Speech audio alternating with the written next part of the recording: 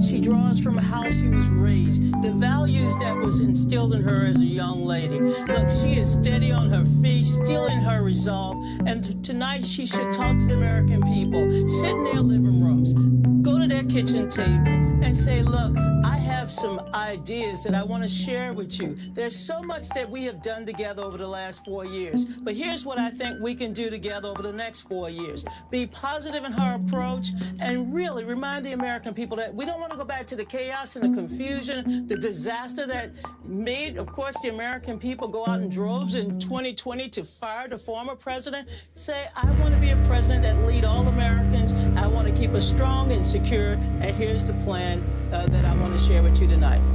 And Donna, I of course meant Biden. She has to own up to the Biden administration's any mistakes they made too, and Donald Trump is going to go after her on that. You know, Martha, they made mistakes. Donald Trump and Mr. Pence made mistakes, but you know what? If we focus on our mistakes, we won't focus on all of the good things that we could do together as Americans. I do believe there's something to say about people who are now able to work. The people who can buy their insulin without paying over $1,000, $35. There's so much good that she can talk about from the visits that she's made to small towns across this country, large cities across the country. Bring us together. The American people want to be led into the future, not dragged back to another era.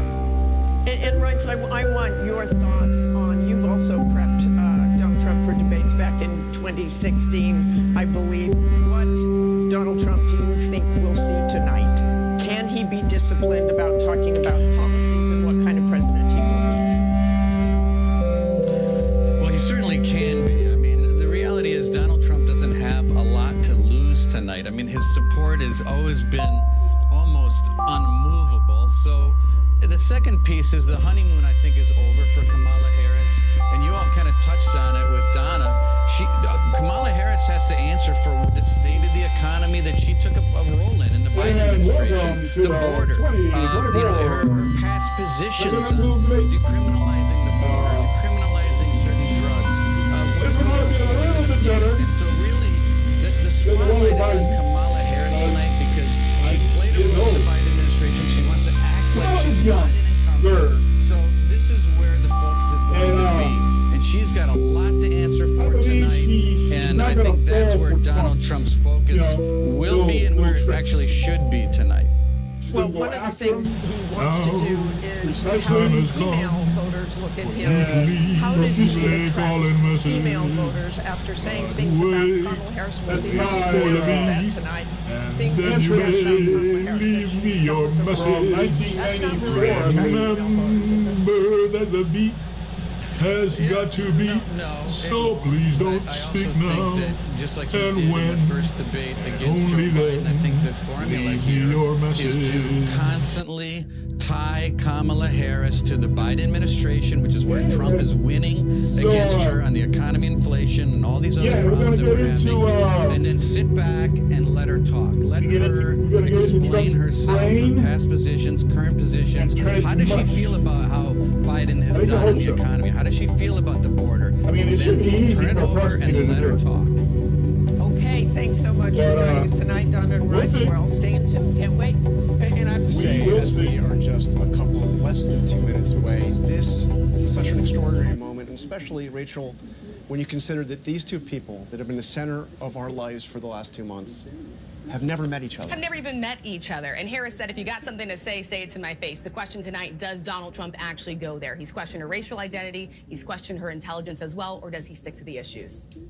Look, this is the largest audience they're likely going to have in this race. It will be interesting to see if Harris can make clear the stark choice before voters. And where does she decide to land her punches? She can punch hard. Can she do that while rising above the needle and coming her way? But first and foremost, are we going to see a handshake when the two of them meet for the first time? To my home. Back in 2016 when I did that debate, we'll stand by to see that tonight. But the first time, side to side, together.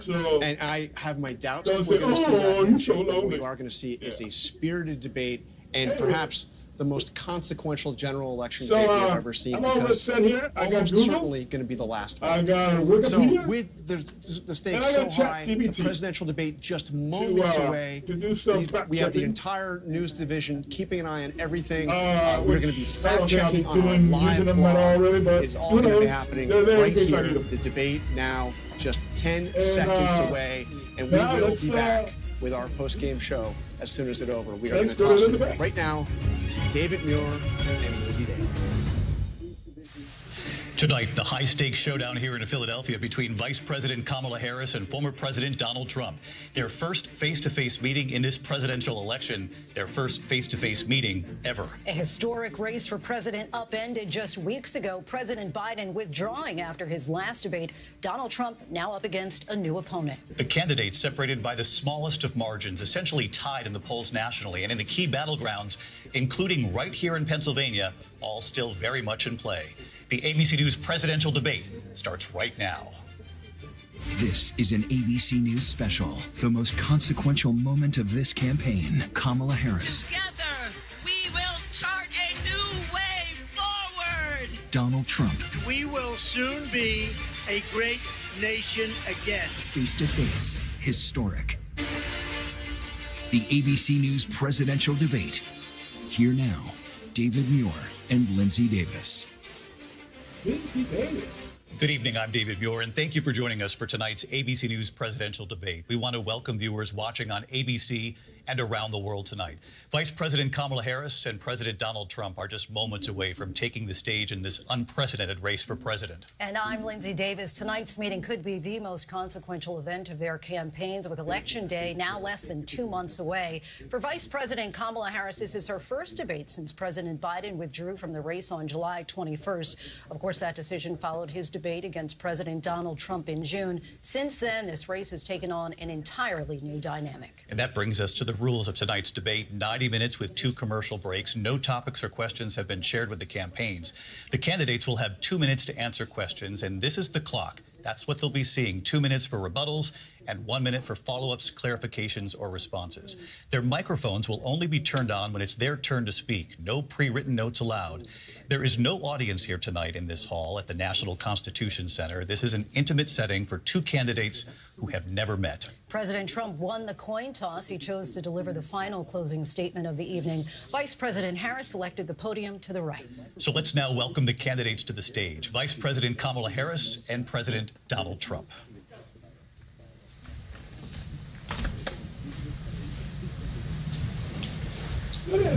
Kamala Harris. Let's have a good debate. See you. Have fun. Thank you. Welcome to you both. It's wonderful to have you. It's an honor to have you both here tonight. Good evening. We are looking forward to a spirited and thoughtful debate. So let's get started. I want to begin tonight with the issue that voters repeatedly say is their #1 issue, and that is the economy and the cost of living in this country. Vice President Harris, you and President Trump were elected 4 years ago, and your opponent on the stage here tonight often asks his supporters, are you better off than you were 4 years ago? When it comes to the economy, do you believe Americans are better off than they were 4 years ago? So I was raised as a middle-class kid, and I am actually the only person on this stage who has a plan that is about lifting up the middle class and working people of America. I believe in the ambition, the aspirations, the dreams of the American people. And that is why I imagine and have actually a plan to build what I call an opportunity economy. Because here's the thing. We know that we have a shortage of homes and housing, and the cost of housing is too expensive for far too many people.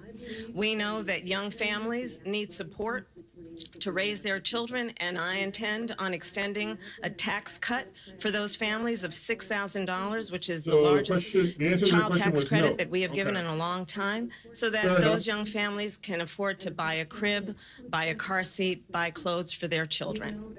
My passion, one of them, is small businesses. My mother raised my sister and me, but there was a woman who helped raise us. We call her our second mother. She was a small business owner. I love our small businesses. My plan is to give a $50,000 tax deduction to startup small businesses, knowing they are part of the backbone of America's economy. My opponent, on the other hand, his plan is to do what he has done before, which is to provide a tax cut for billionaires and big corporations, which will result in $5 trillion to America's deficit. My opponent has a plan that I call the Trump's sales tax, which would be a 20% tax on everyday goods that you rely on to get through the month. Economists have said that Trump sales tax would actually result for middle-class families in about $4,000 more a year because of his policies and his ideas about what should be the backs of middle-class people paying for tax cuts for billionaires. President Trump, I'll give you 2 minutes. First of all, I have no sales tax. That's an incorrect statement. She knows that. We're doing tariffs on other countries. Other countries are going to finally, after 75 years, pay us back for all that we've done for the world. And the tariff will be substantial in some cases. I took in billions and billions of dollars, as you know, from China. In fact, they never took the tariff off because there was so much money they can't. It would totally destroy everything that they've set out to do. They're taking in billions of dollars from China and other places. They've left the tariffs on. When I had it, I had tariffs, and yet I had no inflation. Look, we've had a terrible economy because inflation which is really known as a country buster. It breaks up countries. We have inflation like very few people have ever seen before, probably the worst in our nation's history. We were at 21%, but that's being generous because many things are 50, 60, 70, and 80% higher than they were just a few years ago. This has been a disaster for people, for the middle class, but for every class. On top of that, we have millions of people pouring into our country from prisons and jails, from mental institutions and insane asylums, and they're coming in and they're taking jobs that are occupied right now by African Americans and Hispanics, and also unions. Unions are going to be affected very soon. And you see what's happening. You see what's happening with towns throughout the United States. You look at Springfield, Ohio. You look at Aurora in Colorado. They are taking over the towns. They're taking over buildings. They're going in violently. These are the people that Xi and Biden led into our country, and they're destroying our country. They're dangerous. They're at the highest level of criminality. and we have to get them out. We have to get them out fast. I created one of the greatest economies in the history of our country. I'll do it again and even better. We are going to get to immigration and border security during this debate, but I would like to let Vice President Harris respond on the economy here. Well, I would love to. Let's talk about what Donald Trump left us. Donald Trump left us the worst unemployment since the Great Depression. Donald Trump left us the worst public health epidemic in a century. Donald Trump left us the worst attack on our democracy since the Civil War. And what we have done is clean up Donald Trump's mess. What we have done and what I intend to do is build on what we know are the aspirations and the hopes of the American people. But I'm going to tell you all in this debate tonight, you're going to hear from the same old tired playbook, a bunch of lies, grievances, and name-calling. What you're going to hear tonight is a detailed and dangerous plan called Project 2025 that the former president intends on implementing if he were elected again. I believe very strongly that the American people want a president who understands the importance of bringing us together, knowing we have so much more in common than what separates us. And I pledge to you to be a president for all Americans. President Trump will give you a minute here to respond. Number one, I have nothing to do, as you know, and as she knows better than anyone, I have nothing to do with Project 2025. That's out there. I haven't read it. I don't want to read it purposely. I'm not going to read it. This was a group of people that got together. They came up with some ideas, I guess some good, some bad, but it makes no difference. I have nothing to do. Everybody knows I'm an open book. Everybody knows what I'm going to do. Cut taxes very substantially and create a great economy like I did before. We had the greatest economy. We got hit with a pandemic, and the pandemic was not since 1917, where 100 million people died, has there been anything like it. We did a phenomenal job with the pandemic. We handed them over a country where the economy and where the stock market was higher than it was before the pandemic came in. Nobody's ever seen anything like it. We made ventilators for the entire world. We got gowns, we got masks, we did things that nobody thought possible. And people give me credit for rebuilding the military. They give me credit for a lot of things, but not enough credit for the great job we did with the pandemic. But the only jobs they got were bounce back jobs. These were jobs bounce back, and it bounced back and it went to their benefit. But I was the one that created them. They know it, and so does everybody else. Vice President Harris, I'll let you respond. So Donald Trump has no plan for you. And when you look at his economic plan, it's all about tax breaks for the richest people. I am offering what I describe as an opportunity economy, and the best economists in our country, if not the world, have reviewed our relative plans for the future of America. What Goldman Sachs has said is that Donald Trump's plan would make the economy worse, mine would strengthen the economy. What the Wharton School has said is Donald Trump's plan would actually explode the deficit. 16 Nobel laureates have described his economic plan as something that would increase inflation and by the middle of next year would invite a recession. You just have to look at where we are and where we stand on the issues. And I'd invite you to know that Donald Trump actually has no plan for you because he is more interested in defending himself than he is in looking out for you. It's just a soundbite. I gave her that to say. Look, I went to the Wharton School of Finance, and many of those professors, the top professors, think my plan is a brilliant plan. It's a great plan. It's a plan that's going to bring up our worth, our value as a country. It's going to make people want to be able to go and work and create jobs and create a lot of good, solid money for our country. And just to finish off, she doesn't have a plan. She copied Biden's plan, and it's like 4 sentences, like run, spot, run. 4 sentences that are just, oh, we'll try and lower taxes. She doesn't have a plan. Take a look at her plan. She doesn't have a plan. Mr. President, I do want to drill down on something you both brought up.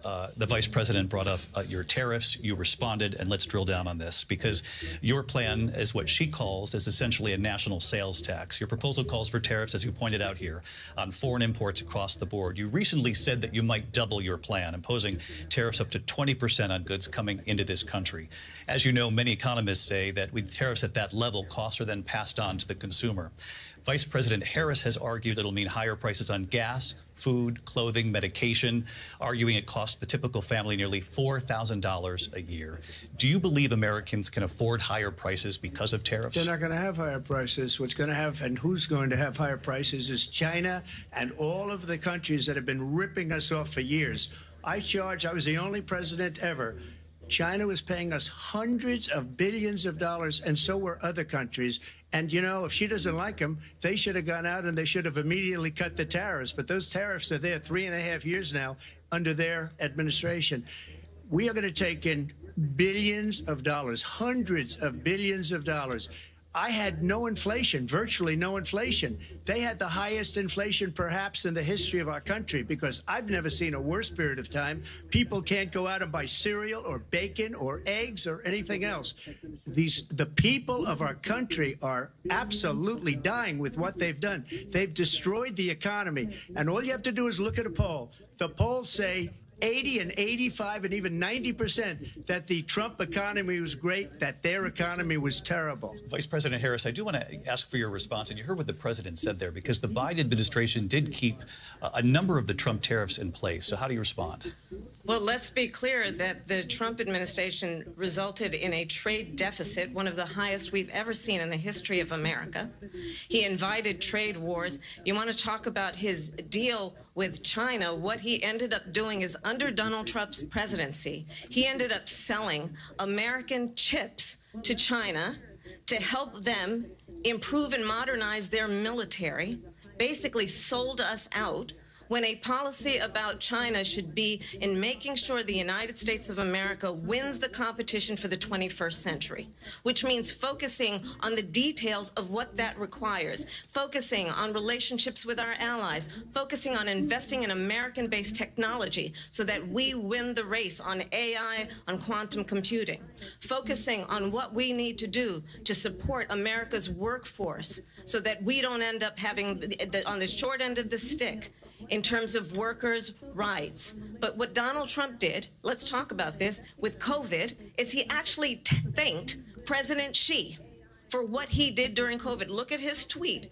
Thank you, President Xi, exclamation point, when we know that Xi was responsible for lacking and not giving us transparency about the origins of COVID. President Trump, I'll let you respond. First of all, they bought their chips from Taiwan. We hardly make chips anymore because of philosophies like they have and policies like they have. I don't say her because she has no policy. Everything that she believed 3 years ago and 4 years ago is out the window. She's going to my philosophy now. In fact, I was going to send her a MAGA hat. She's gone to my philosophy. But if she ever got elected, she'd change it.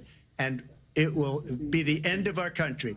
She's a Marxist. Everybody knows she's a Marxist. Her father's a Marxist professor in economics, and he taught her well. But when you look at what she's done to our country, and when you look at these millions and millions of people that are pouring into our country monthly, where it's, I believe, 21 million people, not the 15 that people say, and I think it's a lot higher than the 21. That's bigger than New York State pouring in. And just look at what they're doing to our country. They're criminals. Many of these people coming in are criminals. And that's bad for our economy, too. You know, you mentioned before, we'll talk about immigration later. Well, bad immigration is the worst thing that can happen to our economy.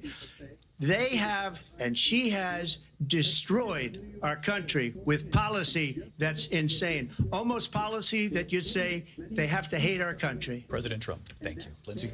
I want to turn to the issue of abortion. President Trump, you've often touted that you were able to kill Roe v. Wade. Last year, you said that you were proud to be the most pro-life president in American history.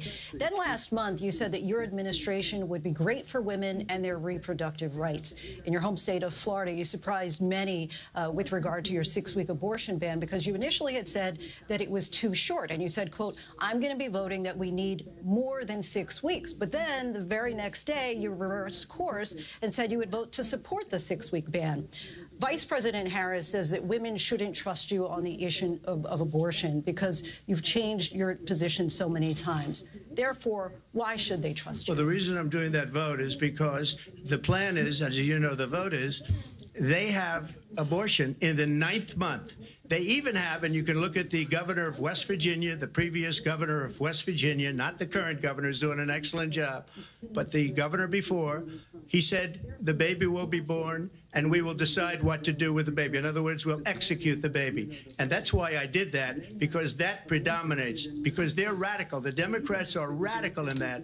And her vice presidential pick, which I think was a horrible pick, by the way, for our country, because he is really out of it. But her vice presidential pick says abortion in the 9th month is absolutely fine. He also says execution after birth. It's execution, no longer abortion, because the baby is born, is okay. And that's not okay with me, hence the vote. But what I did is something for 52 years. They've been trying to get Roe v. Wade into the states. And through the genius and heart and strength of 6 Supreme Court justices, we were able to do that. Now, I believe in the exceptions for rape, incest, and life of the mother. I believe strongly in it. Ronald Reagan did also. 85% of Republicans do. Exceptions. Very important. But we were able to get it, and now states are voting on it. And for the first time, you're going to see, look, this is an issue that's torn our country apart for 52 years. Every legal scholar, every Democrat, every Republican, liberal, conservative, they all wanted this issue to be brought back to the states where the people could vote. And that's what happened. Now, Ohio, the vote was somewhat liberal. Kansas, the vote was somewhat liberal, much more liberal than people would have thought. But each individual state is voting. It's the vote of the people now. It's not tied up in the federal government. I did a great service in doing it. It took courage to do it. And the Supreme Court had great courage in doing it. And I give tremendous credit to those 6 justices. There is no state in this country where it is legal to kill a baby after it's born. Madam Vice President, I want to get your response to President Trump. Well, as I said, you're going to hear a bunch of lies, and that's not actually a surprising fact. Let's understand how we got here. Donald Trump hand-selected 3 members of the United States Supreme Court with the intention that they would undo the protections of Roe v. Wade. And they did exactly as he intended. And now in over 20 states, there are Trump abortion bans, which make it criminal for a doctor or nurse to provide health care. In one state, it provides prison for life. Trump abortion bans that make no exception even for rape and incest, which understand what that means. A survivor of a crime of violation to their body does not have the right to make a decision about what happens to their body next. That is immoral. And one does not have to abandon their faith or deeply held beliefs to agree. The government, and Donald Trump certainly, should not be telling a woman what to do with her body. I have talked with women around our country.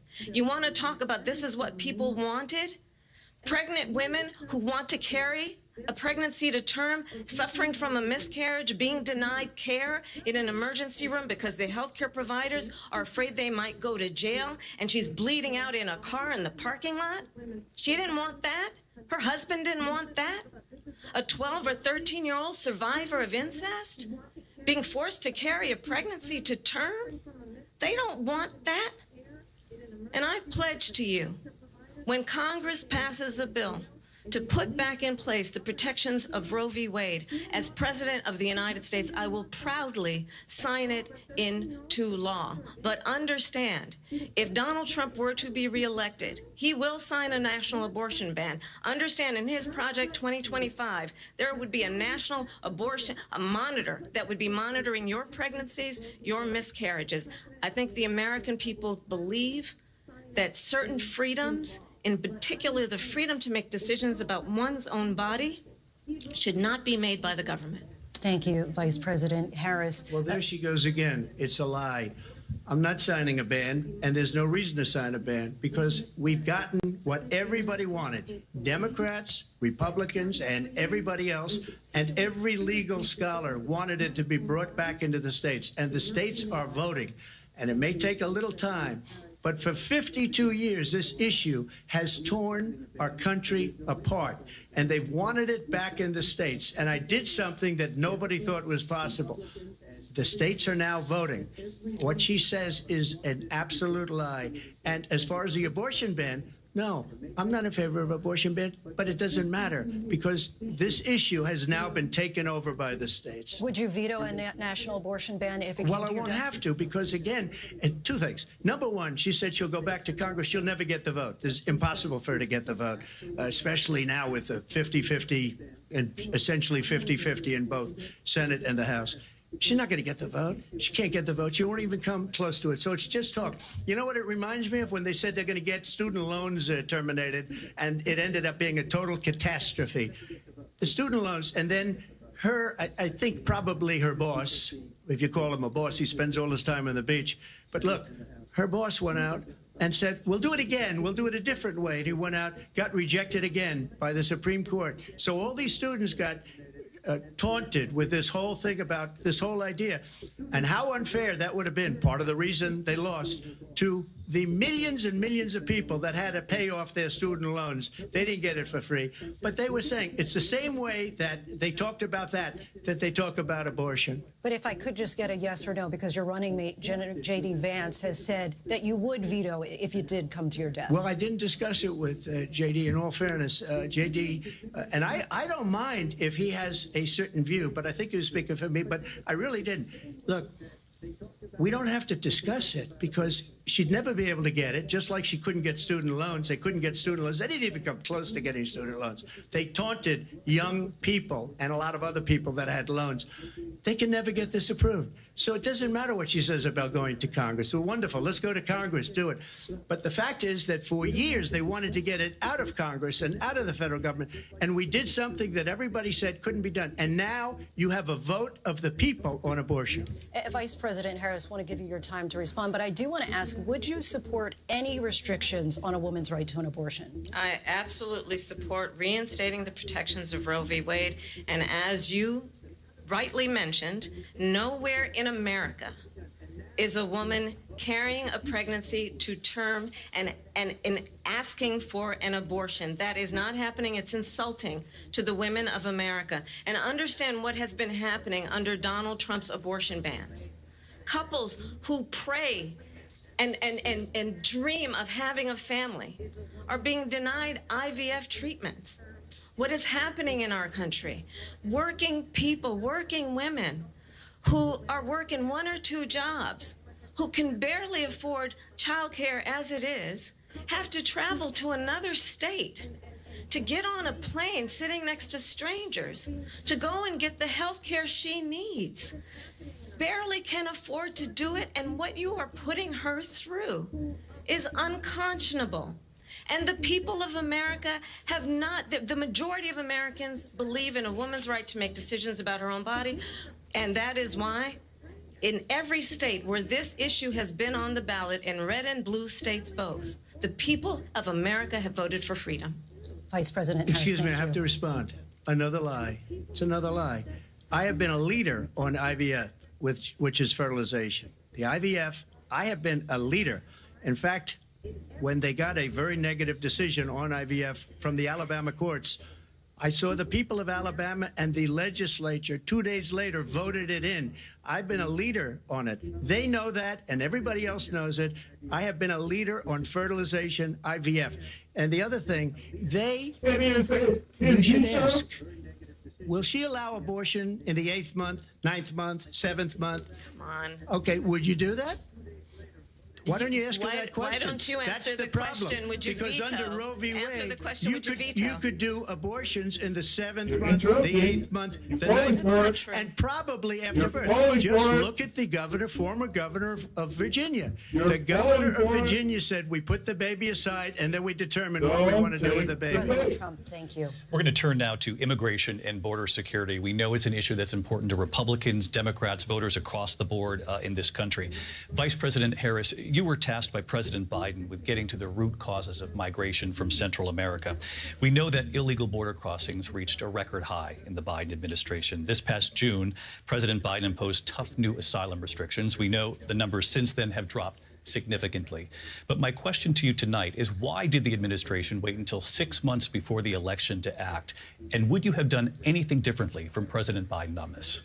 So I'm the only person on this stage who has prosecuted transnational criminal organizations for the trafficking of guns, drugs, and human beings. And let me say that the United States Congress, including some of the most conservative members of the United States Senate, came up with a border security bill which I supported. And that bill would have put 1,500 more border agents on the border to help those folks who are working there right now overtime trying to do their job. It would have allowed us to stem the flow of fentanyl coming into the United States. I know there are so many families watching tonight who have been personally affected by the surge of fentanyl in our country. That bill would have put more resources to allow us to prosecute transnational criminal organizations for trafficking in guns, drugs, and human beings. But you know what happened to that bill? Donald Trump got on the phone, called up some folks in Congress, and said, kill the bill. And you know why? Because he'd prefer to run on a problem instead of fixing a problem. And understand, this comes at a time where the people of our country actually need a leader who engages in solutions, who actually addresses the problems at hand. But what we have in the former president is someone who would prefer to run on a problem instead of fixing a problem. And I'll tell you something, he's going to talk about immigration a lot tonight, even when it's not the subject that is being raised. And I'm going to actually do something really unusual, and I'm going to invite you to attend one of Donald Trump's rallies, because it's a really interesting thing to watch. You will see during the course of his rallies, he talks about fictional characters like Hannibal Lecter. He will talk about windmills cause cancer. And what you will also notice is that people start leaving his rallies early out of exhaustion and boredom. And I will tell you, the one thing you will not hear him talk about is you. You will not hear him talk about your needs, your dreams, and your desires.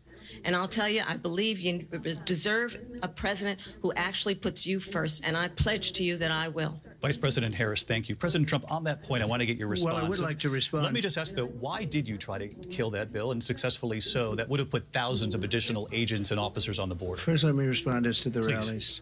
She said people start leaving. People don't go to her rallies. There's no reason to go. And the people that do go, she's bussing them in and paying them to be there, and then showing them in a different light. So she can't talk about that. People don't leave my rallies. We have the biggest rallies, the most incredible rallies in the history of politics. That's because people want to take their country back. Our country is being lost. We're a failing nation. And it happened 3.5 years ago. And what's going on here, you're going to end up in World War III, just to go into another subject. What they have done to our country by allowing these millions and millions of people to come into our country, and look at what's happening to the towns all over the United States. And a lot of towns don't want to talk. It's not going to be Aurora or Springfield. A lot of towns don't want to talk about it because they're so embarrassed by it.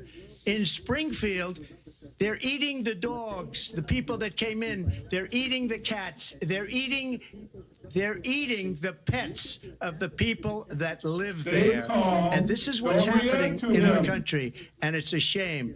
As far as rallies are concerned, as far as the reason they go is they like what I say. They want to bring our country back. They want to make America great again. It's a very simple phrase, make America great again.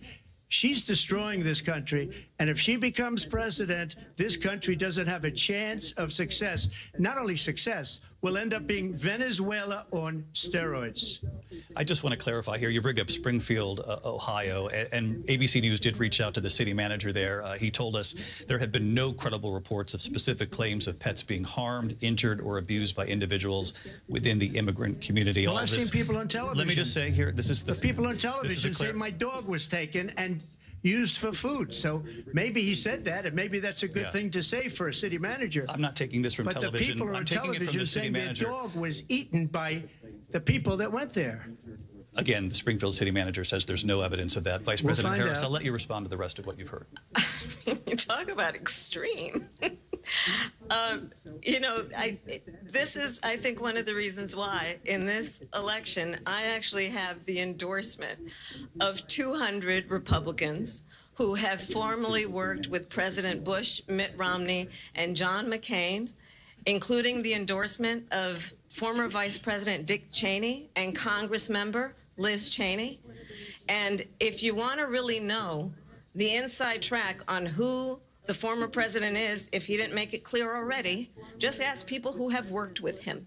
His former chief of staff, a four-star general, has said he has contempt for the Constitution of the United States. His former national security advisor has said he is dangerous and unfit. His former Secretary of Defense has said the nation, the Republic, would never survive another Trump term. And when we listen to this kind of rhetoric, when the issues that affect the American people are not being addressed, I think the choice is clear in this election. President Trump, I'll give you a quick minute to respond here. Thank you, because when I hear that, see, I'm a different kind of a person. I fired most of those people, not so graciously. They did bad things or a bad job. I fired them. They never fired one person. They didn't fire anybody having to do with Afghanistan and the Taliban and the 13 people whose were just killed, viciously and violently killed, and I got to know the parents and the family. They didn't fire. They should have fired all those generals, all those top people, because that was one of the most incompetently handled situations anybody has ever seen. So when somebody does a bad job, I fire him. And you take a guy like Esper. He was no good. I fired him. So he writes a book. Another one writes a book, because with me, they can write books. With nobody else can they? But they have done such a poor job, and they never fire anybody. Look at the economy. Look at the inflation. They didn't fire any of their economists. They have the same people. That's a good way not to have books written about you. But just to finish, I got more votes than any Republican in history by far. In fact, I got more votes than any president, sitting president, in history by far. Let me continue on immigration. It was what you wanted to talk about earlier, so let's get back to your deportation proposal that the vice president has reacted to as well. President Trump, you call this the largest domestic deportation operation in the history of our country. You say you would use the National Guard. You say if things get out of control, you'd have no problem using the U.S. military. Police, yes. You also said you would use local police. How would you deport 11 million undocumented immigrants? I know you believe that number is much higher. Take us through this. What does this look like? Will authorities be going door to door in this country? Yeah. It is much higher because of them. They allowed criminals, many millions of criminals. They allowed terrorists. They allowed common street criminals. They allowed people to come in, drug dealers, to come into our country. And they're now in the United States and told by their countries like Venezuela, don't ever come back or we're going to kill you. Do you know that crime in Venezuela and crime in countries all over the world is way down? You know why? Because they've taken their criminals off the street and they've given them to her to put into our country. And this will be one of the greatest mistakes in history for them to allow. And I think they probably did it because they think they're going to get votes, but it's not worth it because they're destroying the fabric of our country by what they've done. There's never been anything done like this at all. They've destroyed the fabric of our country. Millions of people let in, and all over the world, crime is down all over the world except here. Crime here is up and through the roof, despite their fraudulent statements that they made. Crime in this country is through the roof, and we have a new form of crime. It's called migrant crime, and it's happening at levels that nobody thought possible. President Trump, as you know, the FBI says overall violent crime is actually coming down in this country. But Vice Excuse me, President the Harris, FBI they were defrauding statements.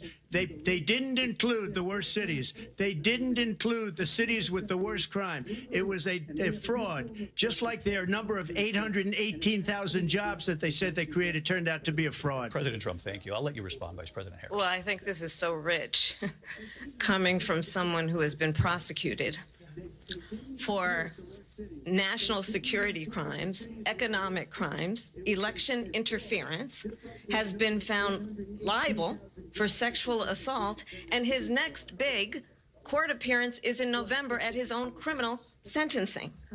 And let's be clear, where each person stands on the issue of what is important about respect for the rule of law and respect for law enforcement.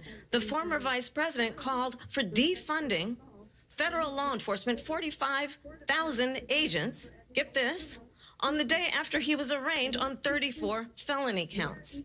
So let's talk about what is important in this race. It is important that we move forward, that we turn the page on this same old tired rhetoric and address the needs of the American people, address what we need to do about the housing shortage, which I have a plan for, address what we must do to support our small businesses, address bringing down the price of groceries.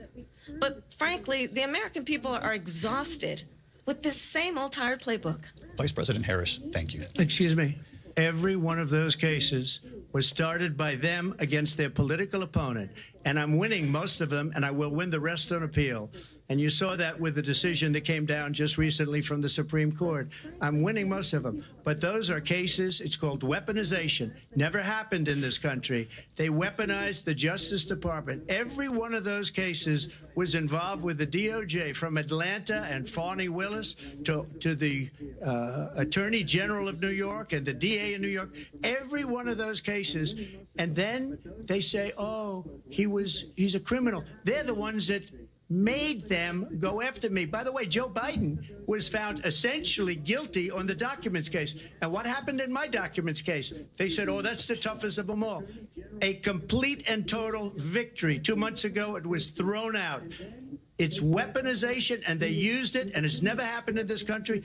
They used it to try and win an election. They're fake cases. President Trump, thank you. A really quick response here, Vice President Harris, on this notion of weaponization of the Justice Department. Well, let's talk about extreme and understand the context in which this election in 2024 is taking place. The United States Supreme Court recently ruled that the former president would essentially be immune from any misconduct if he were to enter the White House again.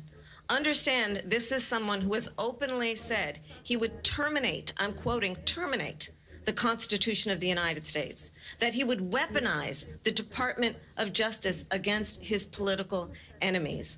Someone who has openly expressed disdain for members of our military. Understand what it would mean if Donald Trump were back in the White House with no guardrails, because certainly we know now the court won't stop him. We know J.D. Vance is not going to stop him. It's up to the American people Vice President to stop Harris, him. Thank you. Lindsay? Vice President Harris, in your last run for president.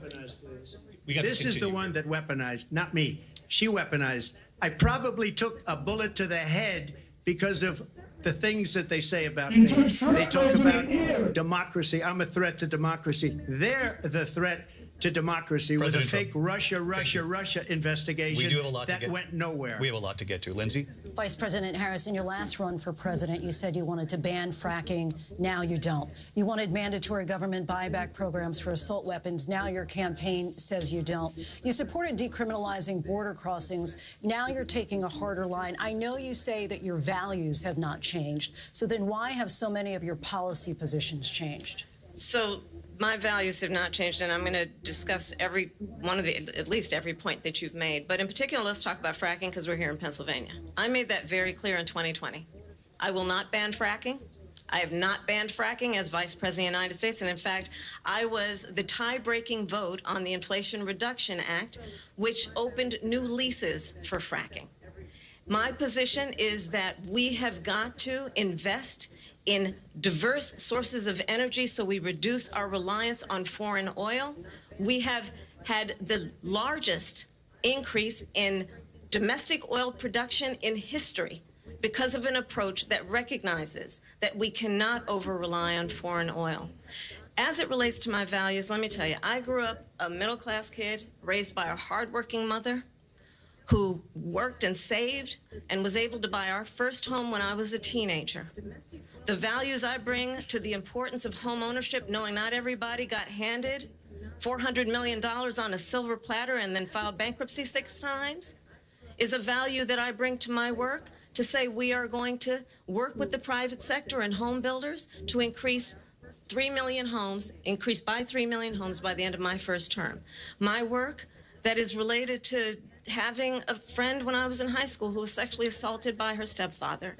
And my focus then on protecting women and children from violent crime is based on a value that is deeply grounded in the importance of standing up for those who are most vulnerable. My work that is about protecting Social Security and Medicare is based on long-standing work that I have done, protecting seniors from scams. My values have not changed. And what is important is that there is a president who actually brings values and a perspective that is about lifting people up and not beating people down and name calling. The true measure of the leader is the leader who actually understands the strength is not in beating people down, it's in lifting people up. I intend to be that president.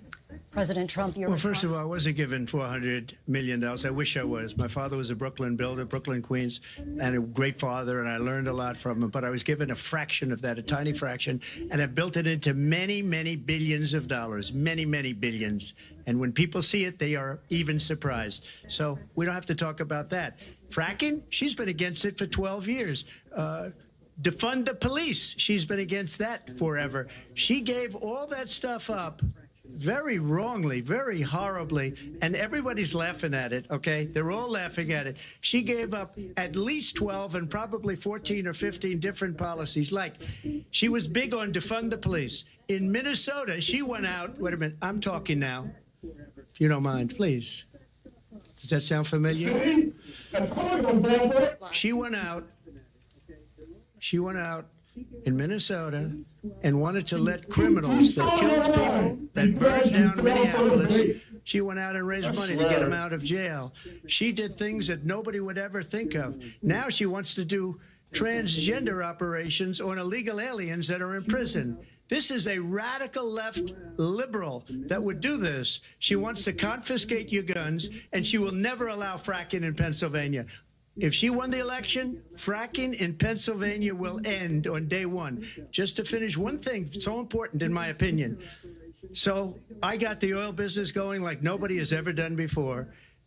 When they took over, they got rid of it, started getting rid of it, and the prices were going up the roof. They immediately let these guys go to where they were. I would have been 5 times, 4 times, 5 times higher, because you're talking about 3.5 years ago. They got it up to where I was because they had no choice, because the prices of energy were quadrupling and doubling. You saw what happened to gasoline. So they said, let's go back to Trump.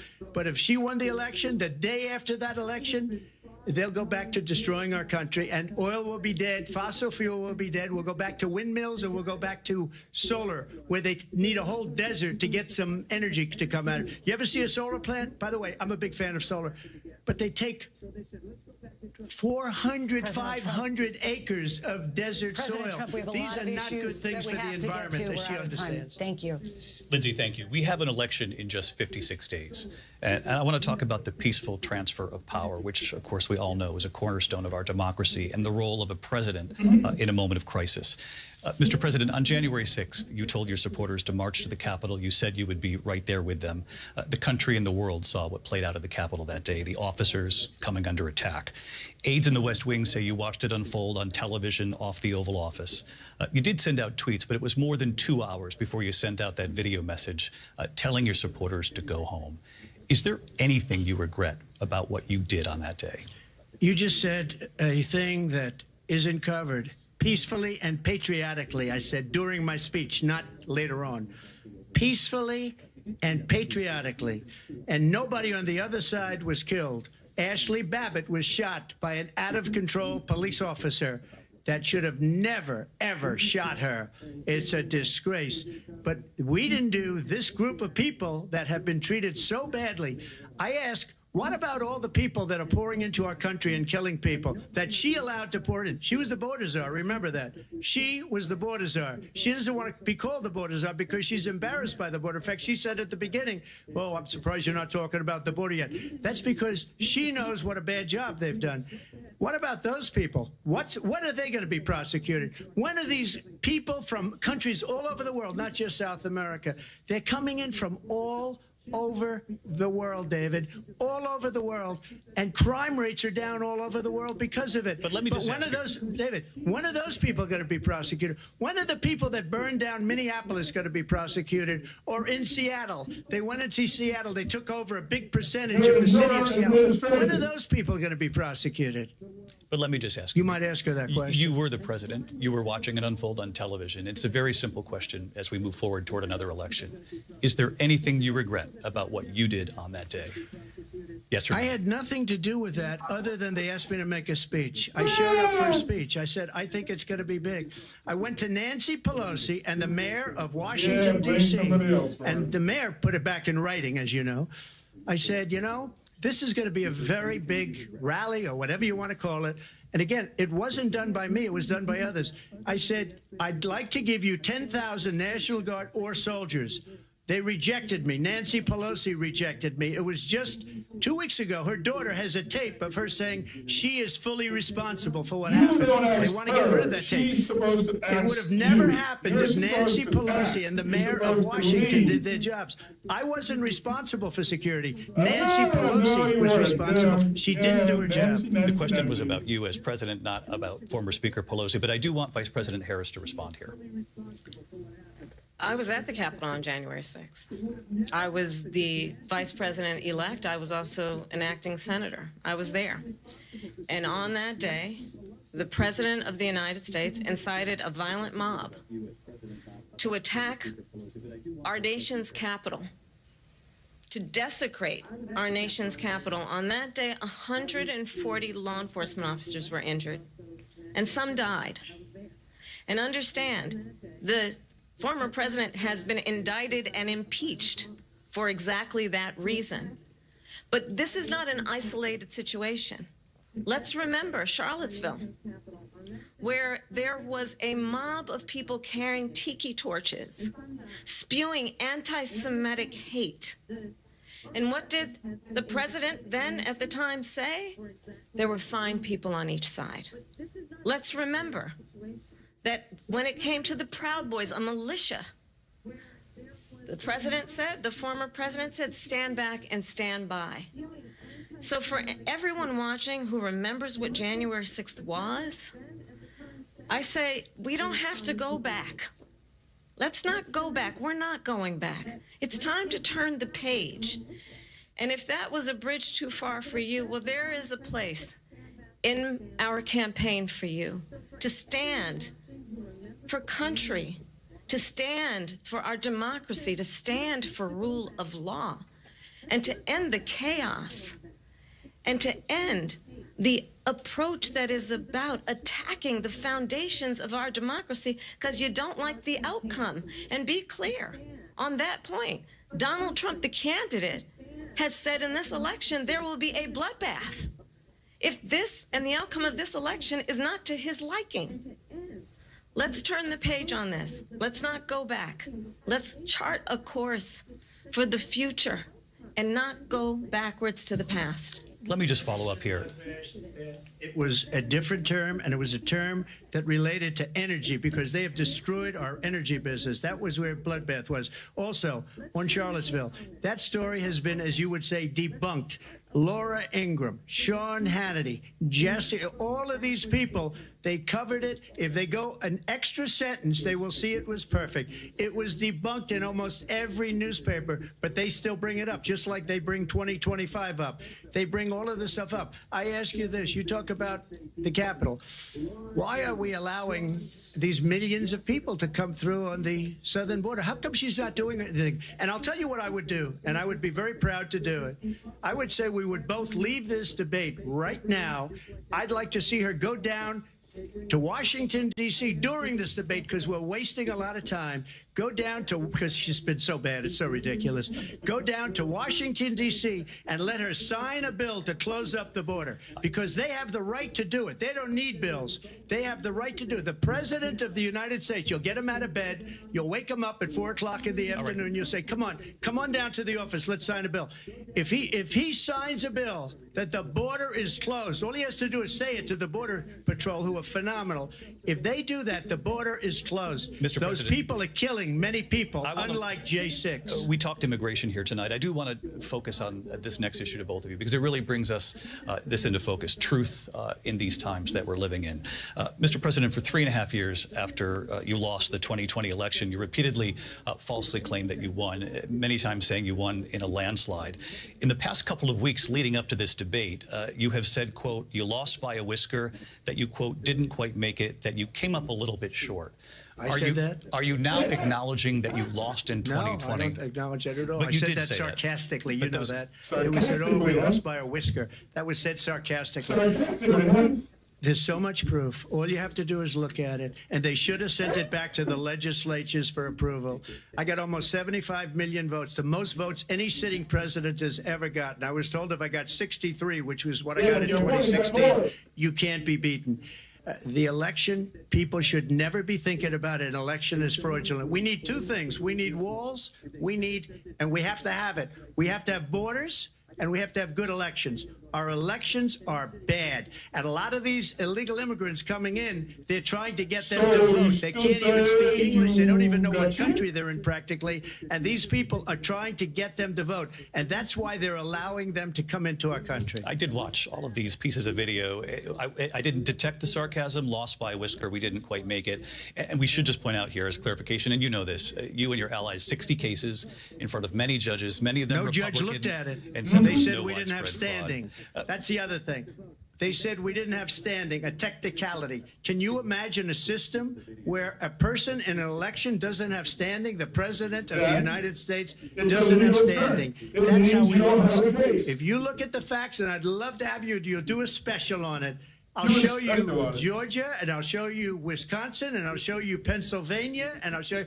We have so many facts and statistics, but you know what? That doesn't matter, because we have to solve the problem that we have right now. That's old news. And the problem that we have right now is we have a nation in decline, and they have put it into decline. We have a nation that is dying, David. Mr. President, thank you. Vice President Harris, you heard the president there tonight. He said he didn't say that he lost by a whisker. So he still believes he did not lose the election that was won by President Biden and yourself. But I do want to ask you about something that's come up in the last couple of days. This was a post from President Trump about this upcoming election just weeks away. He said, when I win, those people who cheated, and then he lists donors, voters, election officials, he says will be prosecuted to the fullest extent of the law, which will include long-term prison sentences. One of your campaign's top lawyers responded saying, we won't let Donald Trump intimidate us. We won't let him suppress the vote. Is that what you believe he's trying to do here? Donald Trump was fired by 81 million people. So let's be clear about that. And clearly he is having a very difficult time processing that.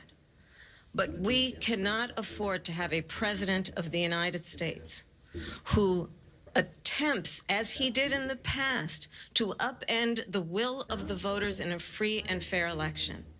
And I'm going to tell you that I have traveled the world as Vice President of the United States, and world leaders are laughing at Donald Trump.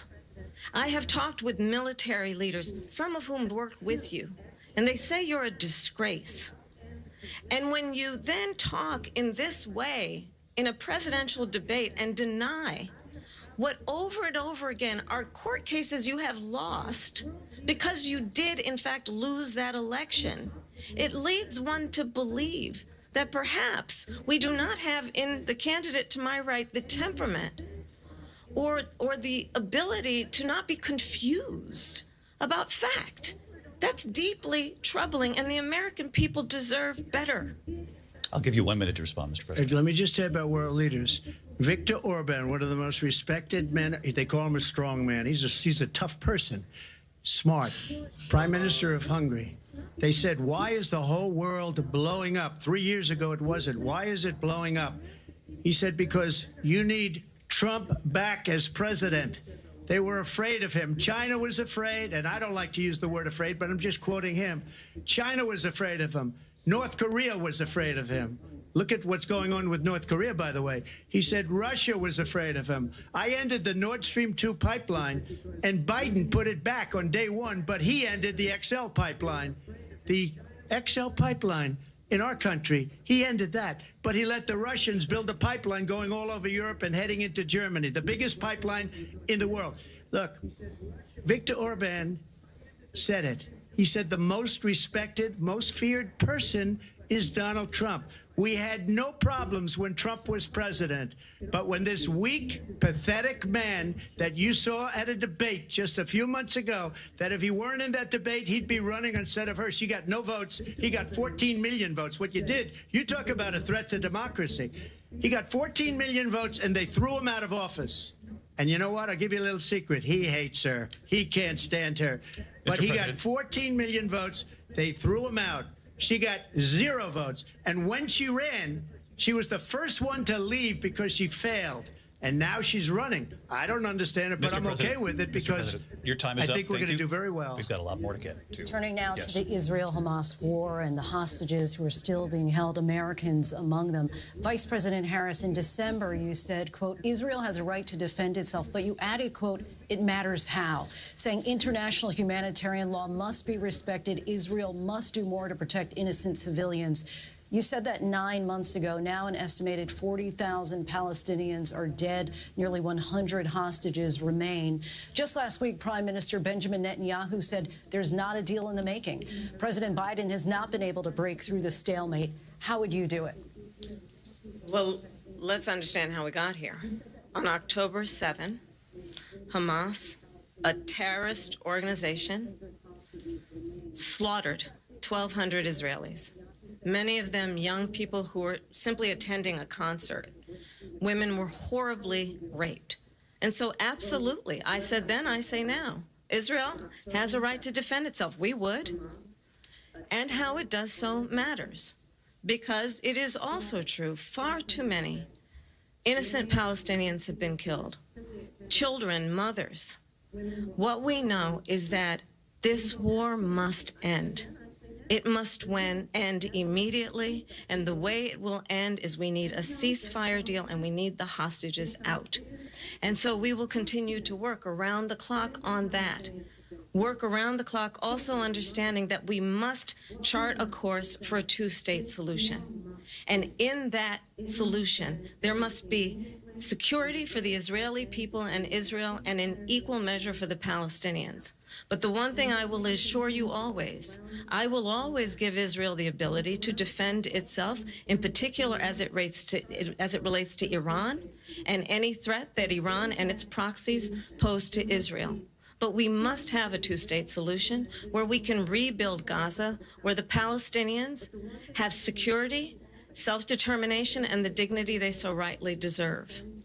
President Trump, how would you negotiate with Netanyahu and also Hamas in order to get the hostages out and prevent the killing of more innocent civilians in Gaza? If I were president, it would have never started. If I were president, Russia would have never, ever, I know Putin very well, he would have never, and there was no threat of it either, by the way, for 4 years, have gone into Ukraine and killed millions of people when you add it up, far worse than people understand what's going on over there. But when she mentions about Israel, all of a sudden, she hates Israel. She wouldn't even meet with Netanyahu when he went to Congress to make a very important speech. She refused to be there because she was at a sorority party of hers. She wanted to go to the sorority party. She hates Israel. If she's president, I believe that Israel will not exist within 2 years from now. And I've been pretty good at predictions, and I hope I'm wrong about that one. She hates Israel. At the same time, in her own way, she hates the Arab population because the whole place is going to get blown up. Arabs, Jewish people, Israel will be gone. It would have never happened. Iran was broke under Donald Trump. Now Iran has $300 billion because they took off all the sanctions that I had. Iran had no money for Hamas or Hezbollah or any of the 28 different spheres of terror. And they are spheres of terror, horrible terror. They had no money. It was a big story, and you know it. You covered it very well, actually. They had no money for terror. They were broke. Now they're a rich nation, and now what they're doing is they're spreading that money around. Look at what's happening with the Houthis and Yemen. Look at what's going on in the Middle East.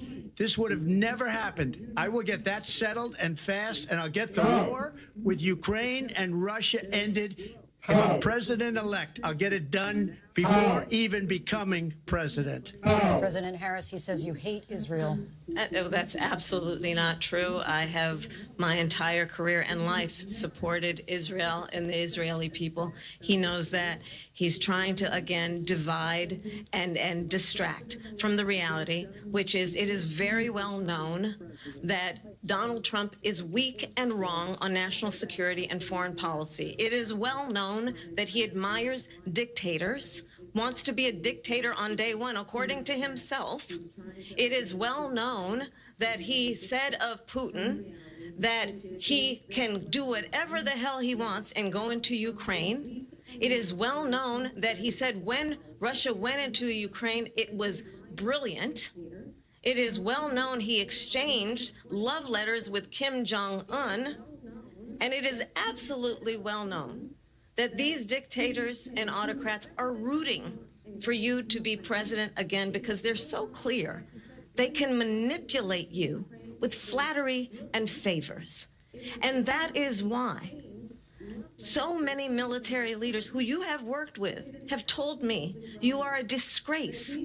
That is why we understand that we have to have a president who is not consistently weak and wrong on national security, including the importance of upholding and respecting in highest regard our military. Vice President Harris, thank you. And she's the one that caused it, that's weak on national security by allowing every nation last month for the year, 168 different countries sending people into our country. Their crime rates are way down. Putin endorsed her last week, said, I hope she wins. And I think he meant it, because what he's gotten away with is absolutely incredible. It wouldn't have happened with me. The leaders of other countries think that they're weak and incompetent, and they are. They're grossly incompetent. And I just ask one question. Why does Biden go in and kill the Keystone Pipeline and approve the single biggest deal that Russia's ever made, Nord Stream 2, the biggest pipeline anywhere in the world going to Germany and all over Europe? Because they're weak and they're ineffective. And Biden, by the way, President gets paid Trump, a lot of money. Thank you. We have a lot of issues to get to. We'll be right back with much more of this historic ABC News presidential debate from the National Constitution Center right here in Philadelphia. Back in a moment.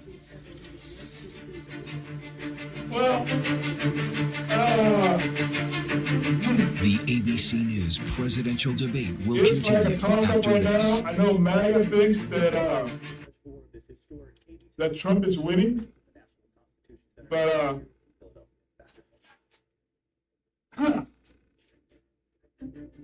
but she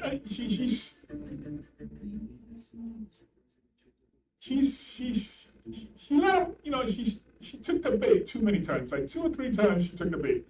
One bad time that she took the bait was when she allowed him to steal her line of, I'm talking right now. You know? If she would have stayed calm, you know, and just let him run on, he would never have had the opportunity to say that. She took the bait. This is an idiot. You don't argue with idiots, okay? You just let them expose themselves. Let me see, where was it? Oh, let's go back to let's finish up the abortion shit. Yeah, let me see, where is it? The abortion, yeah, poll criteria. Support issues, legislation, here we go. Law requiring doctors to have 4 patients. Laws requiring women. Legislation laws requiring women under 18, parental consent. Huh, that's weird. Laws requiring that the husband of a married woman be notified if she decides to have an abortion. Oh.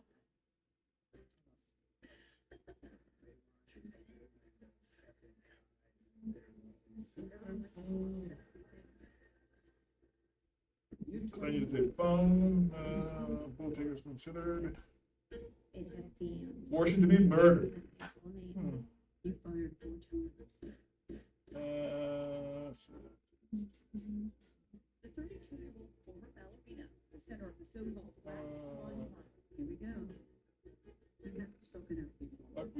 Favors parental notification. So,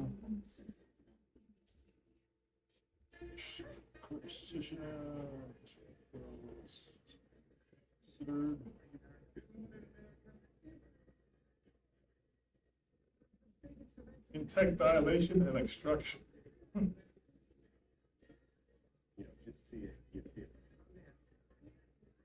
Intact dilation and extraction is a surgical procedure that terminates and removes an intact fetus from the uterus. The procedure is used both as after miscarriages and for abortions in the second and third trimesters of pregnancy. In abortion, a DNX can occur after feticide. All right.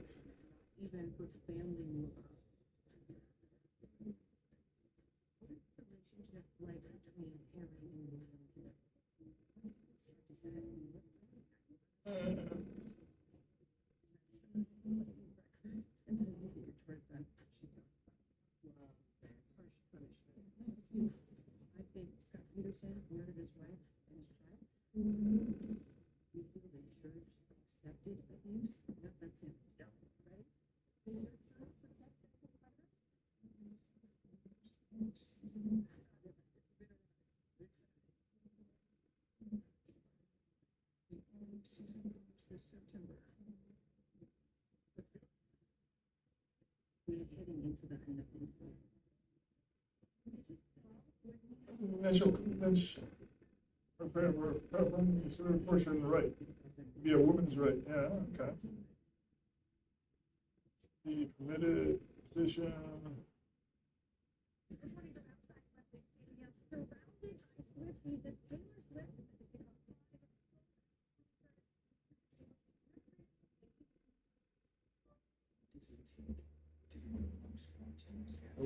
Man.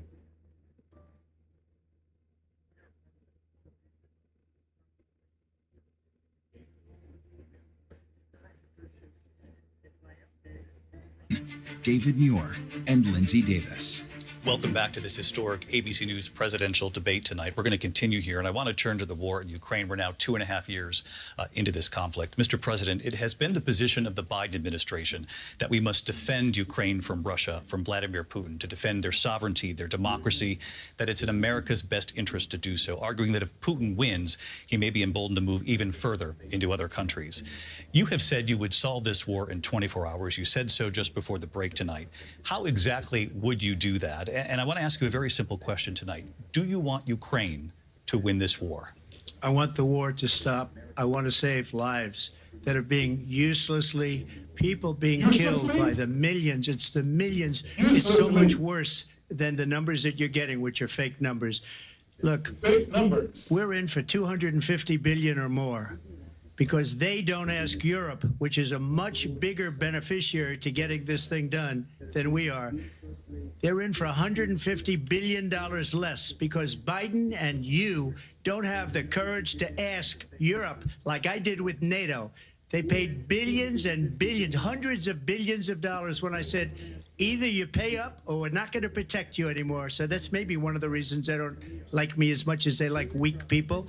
But you take a look at what's happening. We're in for 250 to 275 billion. They're into 100 to 150. They should be forced to equalize. With that being said, I want to get the war settled. I know Zelensky very well, and I know Putin very well. I have a good relationship, and they respect your president, okay? They respect me. They don't respect Biden. How would you respect him? Why? For what reason? He hasn't even made a phone call in 2 years to Putin, hasn't spoken to anybody. They don't even try and get it. That is a war that's dying to be settled. I will get it settled before I even become president. If I win, when I'm president-elect, and what I'll do is I'll speak to one, I'll speak to the other, I'll get them together. That war would have never happened. And in fact, when I saw Putin after I left, unfortunately left because our country has gone to hell.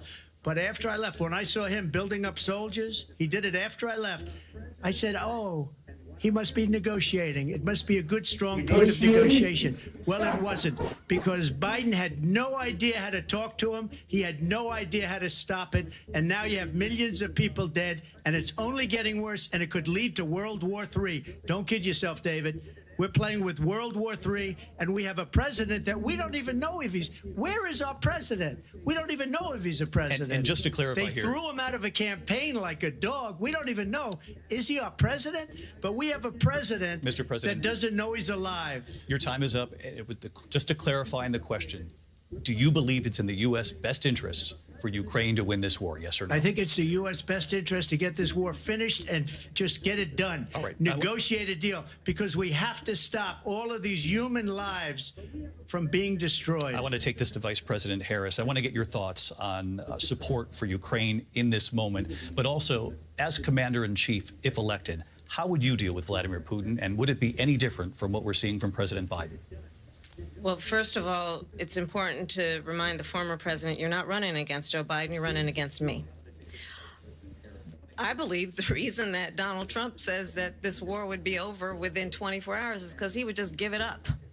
And that's not who we are as Americans. Let's understand what happened here. I actually met with Zelensky a few days before Russia invaded, tried through force to change territorial boundaries, to defy one of the most important international rules and norms, which is the importance of sovereignty and territorial integrity.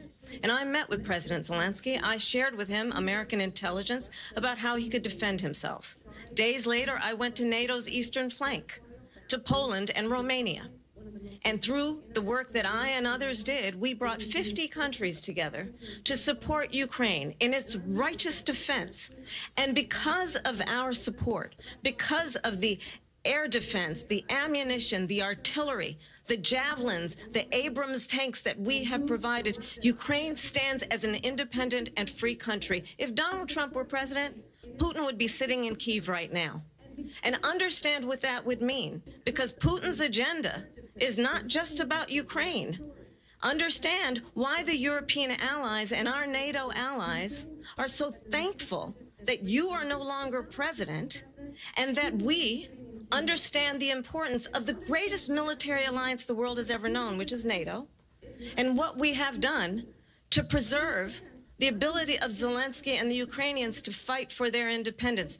Otherwise, Putin would be sitting in Kyiv with his eyes on the rest of Europe, starting with Poland. And why don't you tell the 800,000 Polish Americans right here in Pennsylvania how quickly you would give up for the sake of favor and what you think is a friendship with what is known to be a dictator who would eat you for lunch. Vice President Harris, thank you. We've heard from both of you on Ukraine tonight. Afghanistan came up in the last hour. I wanted her to respond to something you said earlier, and I'll give you a minute here. Putin would be sitting in Moscow, and he wouldn't have lost 300,000 men and women, but he would have been sitting in Moscow. Quiet, please. He would have been sitting in Moscow much happier than he is right now. But eventually, you know, he's got a thing that other people don't have. He's got nuclear weapons. They don't ever talk about that. He's got nuclear weapons. Nobody ever thinks about that. And eventually, maybe he'll use them, and maybe he hasn't been that threatening, but he does have that, something we don't even like to talk about. Nobody likes to talk about it. But just so you understand, they sent her to negotiate peace before this war started.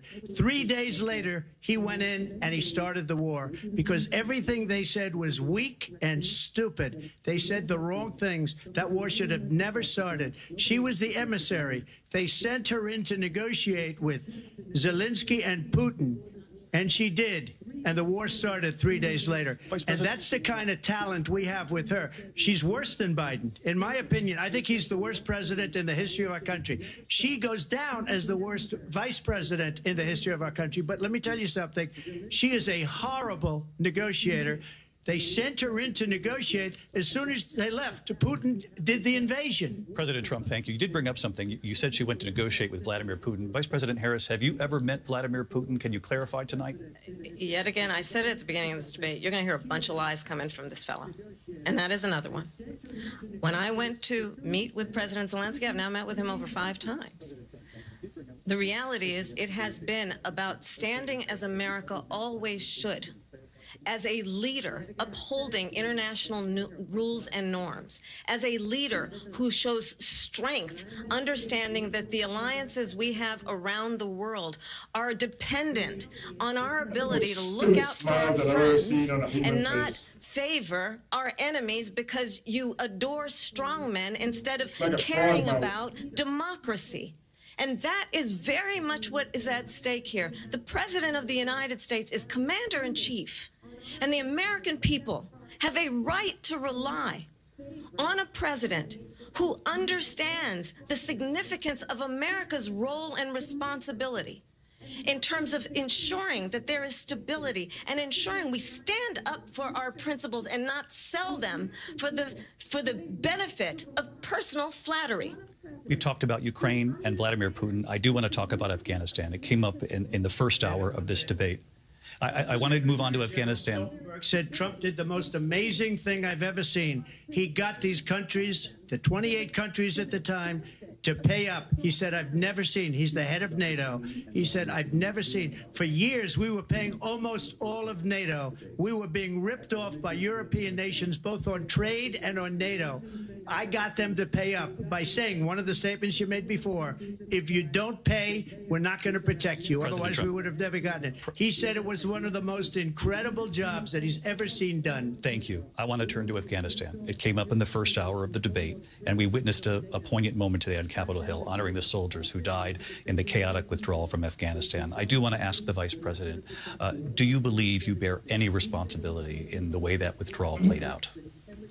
Well, I will tell you, I agreed with President Biden's decision to pull out of Afghanistan.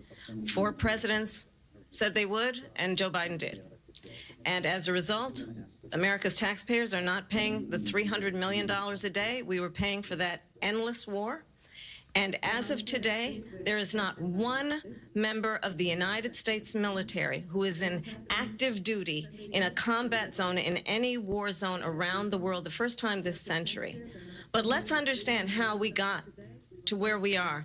Donald Trump, when he was president, negotiated one of the weakest deals you can imagine. He calls himself a deal maker. Even his national security advisor said it was a weak, terrible deal. And here's how it went down. He bypassed the Afghan government. He negotiated directly with a terrorist organization called the Taliban. The negotiation involved the Taliban getting 5,000 Taliban terrorists released. And get this, and the president at the time invited the Taliban to Camp David, a place of storied significance for us as Americans, a place where we honor the importance of American diplomacy, where we invite and receive respected world leaders.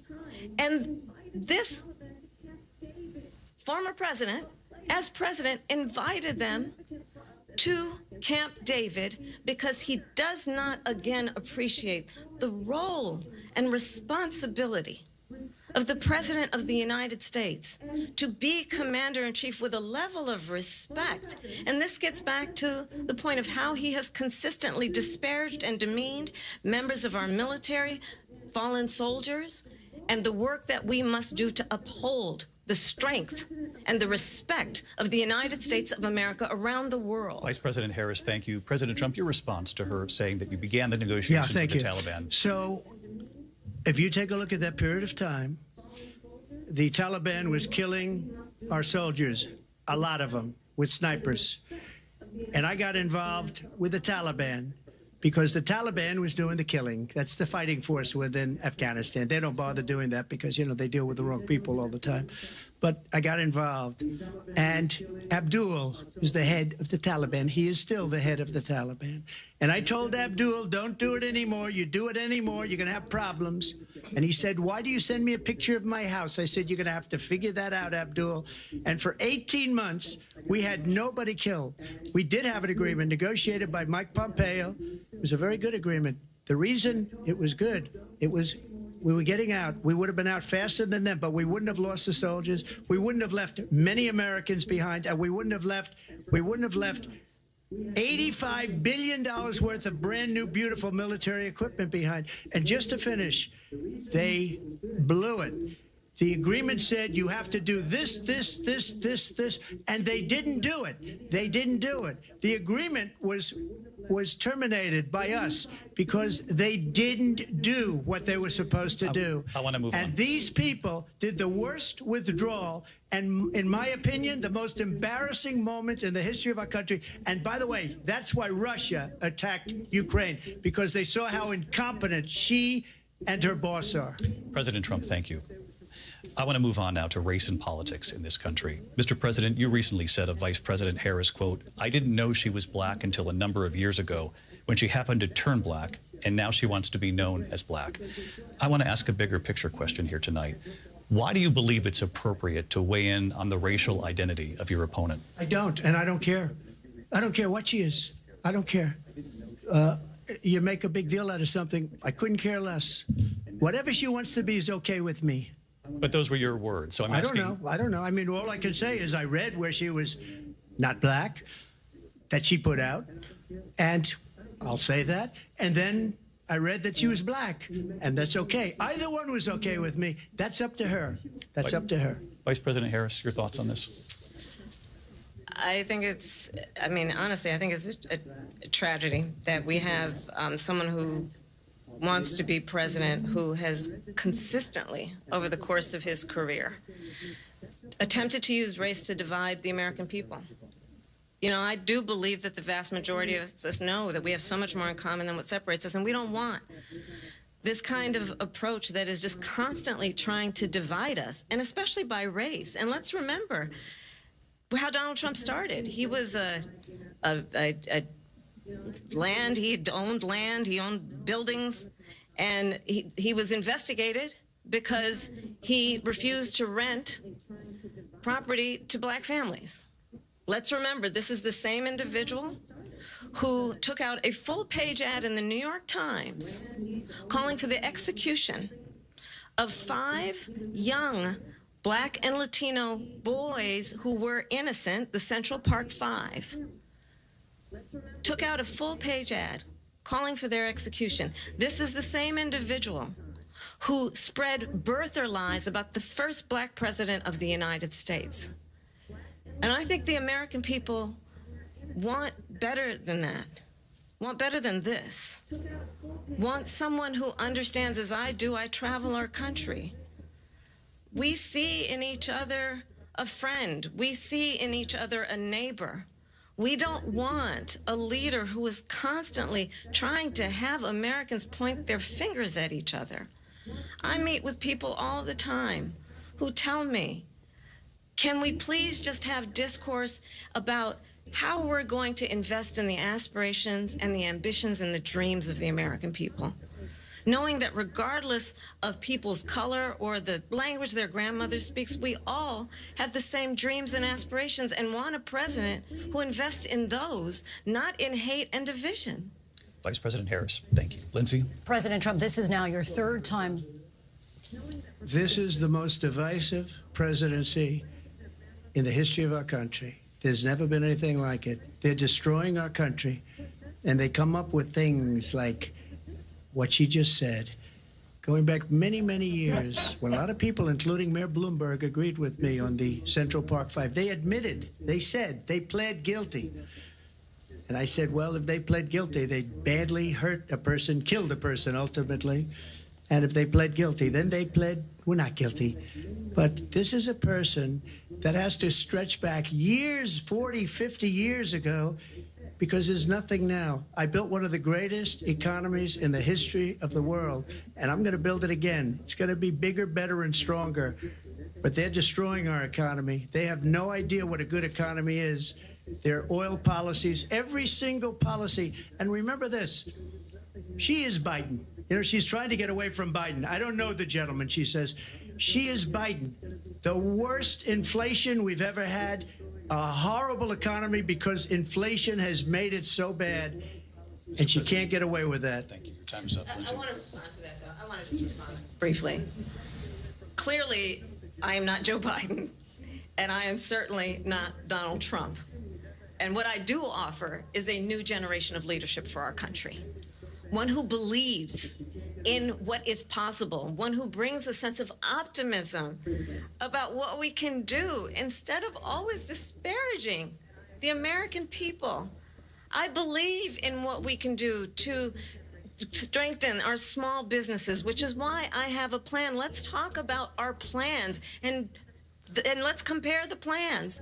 I have a plan to give startup businesses $50,000 tax deduction, to pursue their ambitions, their innovation, their ideas, their hard work. I have a plan, $6,000 for young families for the first year of your child's life to help you in that most critical stage of your child's development. I have a plan that is about allowing people to be able to pursue what has been fleeting in terms of the American dream by offering a help with down payment of $25,000 down payment assistance for first-time home buyers. That's the kind of conversation, I believe, David, that people really want tonight, as opposed to a conversation that is constantly about belittling and name-calling. Let's turn the page. Vice President and move Harris, forward. thank you. Let's turn to policy. President Let's Trump, turn back we to have policy. to move on. President Trump. Let's turn to policy, please.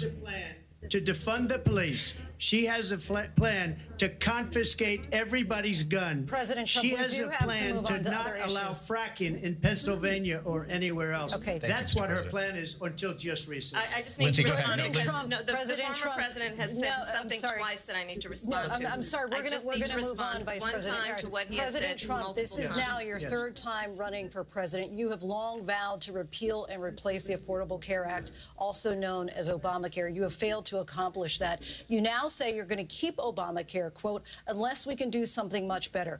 Last month, you said, quote, we're working on it. So tonight, 9 years after you first started running, do you have a plan, and can you tell us what it is? Obamacare was lousy health care, always was. It's not very good today. And what I said, that if we come up with something, and we are working on things, we're going to do it and we're going to replace it. But remember this, I inherited Obamacare because Democrats wouldn't change it. They wouldn't vote for it. They were unanimous. They wouldn't vote to change it. If they would have done that, we would have had a much better plan than Obamacare. But the Democrats came up. They wouldn't vote for it. I had a choice to make when I was president. Do I save it and make it as good as it can be, never going to be great, or do I let it rot? And I felt I had an obligation, even though politically it would have been good to just let it rot and let it go away. I decided, and I told my people, the top people, and they're very good people. I have a lot of good people in that administration. We read about the bad ones. We had some real bad ones too, and so do they. They have really bad ones. The difference is they don't get rid of them. But let me just explain. I had a choice to make. Do I save it and make it as good as it can be, or do I let it rot? And I saved it. I did the right thing. But it's still never going to be great, and it's too expensive for people. And what we will do is we're looking at different plans. If we can come up with a plan that's going to cost our people, our population, less money and be better health care than Obamacare, then I would absolutely do it. But until then, I'd run it as good as it can be run. So just a yes or no, you still do not have a plan. I have concepts of a plan. I'm not president right now. But if we come up with something, I would only change it if we come up with something that's better and less expensive. And there are concepts and options we have to do that. And you'll be hearing about it in the not too distant future. Vice President Harris, in 2017, you supported Bernie Sanders' proposal to do away with private insurance and create a government-run healthcare system. 2 years later, you proposed a plan that included a private insurance option. What is your plan today?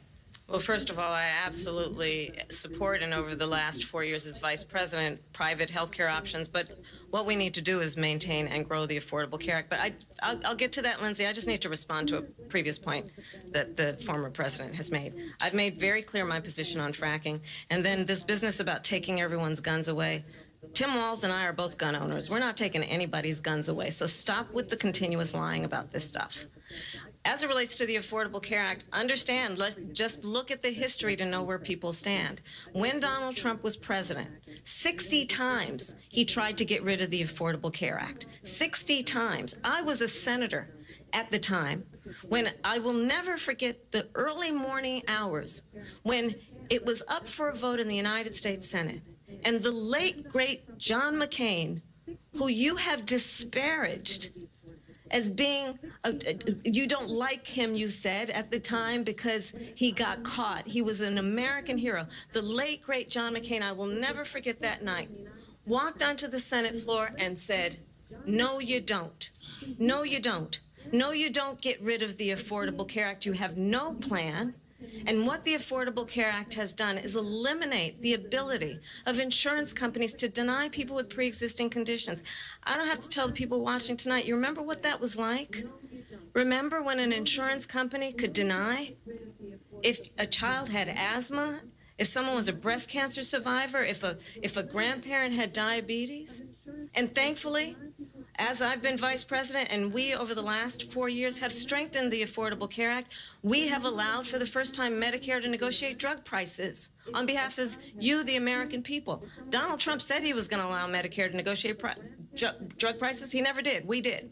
And now we have capped the cost of insulin at $35 a month. Since I've been vice president, we have capped the cost of prescription medication for seniors at $2,000 a year. And when I am president, we will do that for all people, understanding that the value I bring to this is that access to health care should be a right and not just a privilege of those who can afford it. And the plan has to be to strengthen the Affordable Care Act, not get rid of it. Vice President Harris, in terms of where Donald Trump stands on that. I want to move to an issue that's important for a lot of... She made a mistake. Number one, John McCain fought Obamacare for 10 years. But it wasn't only him. It were all of the Democrats that kept it going. And you know what? We can do much better than Obamacare, much less money. But she won't improve private insurance for people, private medical insurance. That's another thing she doesn't want to get. People are paying privately for insurance that have worked hard and made money, and they want to have private. She wants everybody to be on government insurance where you wait 6 months for an operation that you need immediately. President Trump, thank you. We have another issue that we'd like to get to that's important for a number of Americans, in particular younger voters, and that's climate change. President Trump, with regard to the environment, you say that we have to have clean air and clean water. Vice President Harris, you call climate change an existential threat. The question to you both tonight is, what would you do to fight climate change? And Vice President Harris, we'll start with you. 1 minute for you each. Well, the former president had said that climate change is a hoax.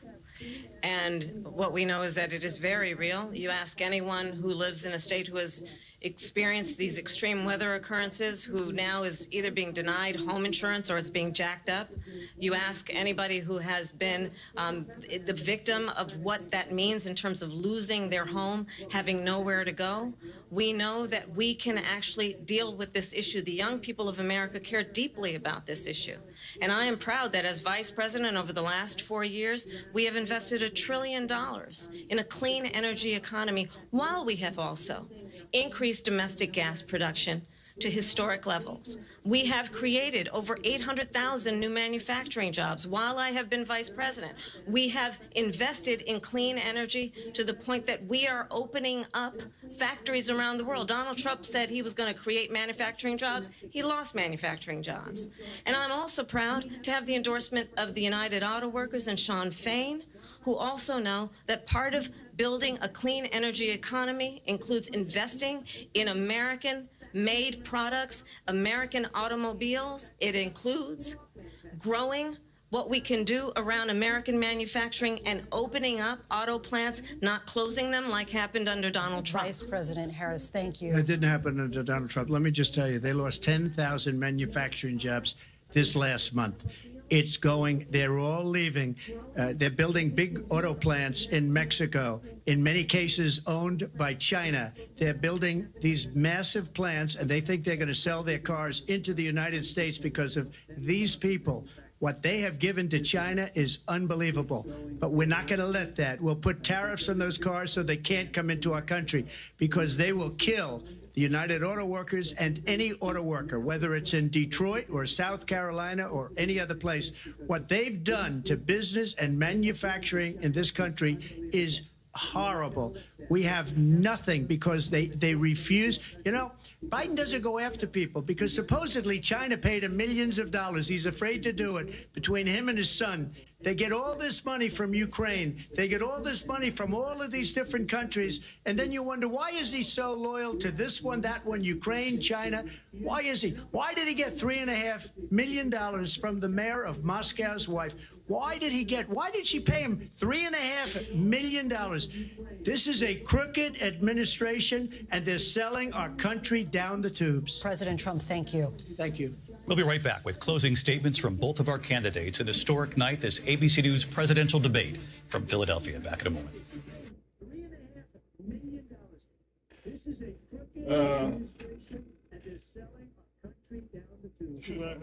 Rose at an annual rate of 0.9% in the fourth quarter. ABC News presidential debate from Philadelphia.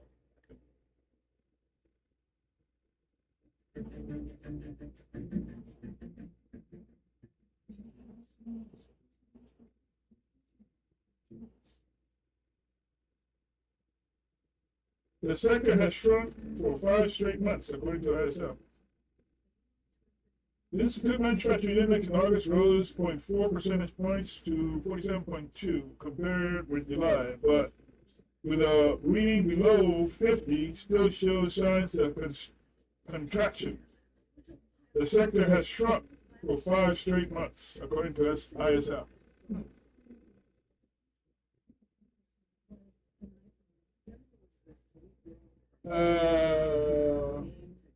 Making a comeback, creating thousands of new jobs. What is going on in manufacturing industry? According, 76% of manufacturers are adopting digital tools. Which state is number 1 in manufacturing? California. 35,000 manufacturing firms and employing more than 1.2 million Californians. What is the outlook for manufacturing in the future? Value added in the manufacturing market is predicted to amount to $2 trillion in 2024, and compound annual growth rate of 1.24. The value added per capita in manufacturing market is predicted to amount to $6,000 in 24? In fact, I don't understand that. Industrial powerhouse is Japan, huh? The United States remains a manufacturing powerhouse, accounting for a larger share of global output than Japan, Germany, and South Korea combined. Damn. South Korea is where our TVs used to come from.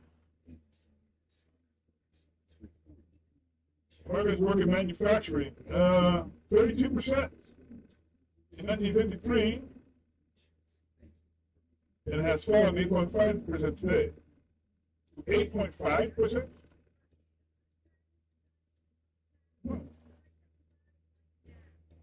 Well, more things are automated.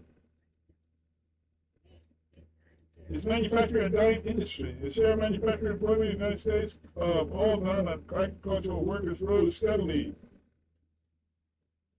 38% during World War II. It was still 32% in 1955, but steadily declined to 8% by 2019. The data after 2019 is skewed. Okay. What caused this decline? Manufacturing did not decline due to economic evolution or other externalities. Instead, manufacturing declined due to conditions we created in the United States. Ultimately, the root cause of decline in American manufacturing is that it was left adjacent to the new American system of innovation after World War II. Yeah, we automated everything. Is U.S. manufacturing leading China? Why are U.S. companies shifting manufacturing out of China? Chinese wants demanded low labor and production costs have been steadily increasing over the years. As China middle class continues to grow, so does demand for wages and better conditions. Okay. So I guess Africa is going to be the next manufacturing powerhouse, huh? Where's the future? Advanced manufacturing aims to optimize productions, minimize economic growth, key components.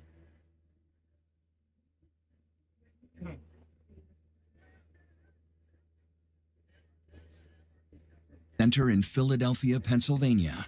Here again, David Muir and Lindsay Davis. Welcome back tonight. The time has come for closing statements, and Vice President Harris, we begin with you.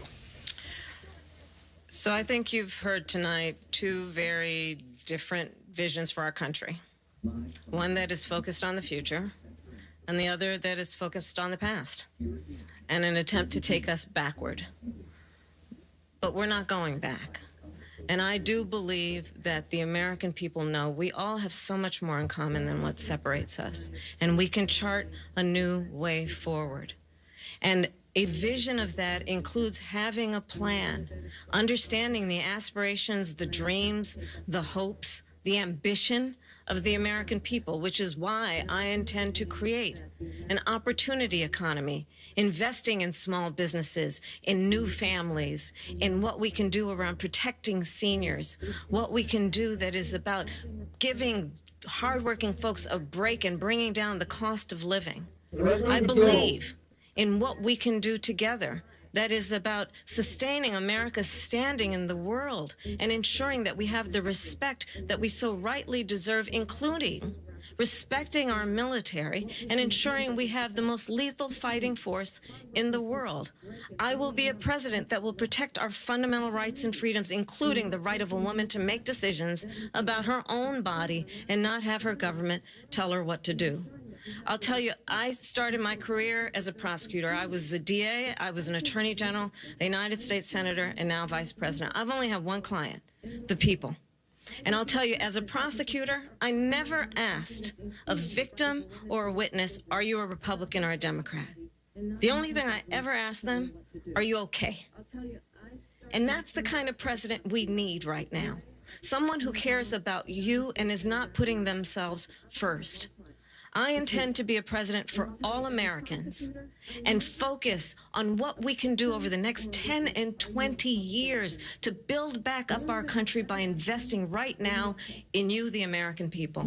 Vice President Harris, thank you. President Trump? So she just started by saying she's going to do this, she's going to do that, she's going to do all these wonderful things. Why hasn't she done it?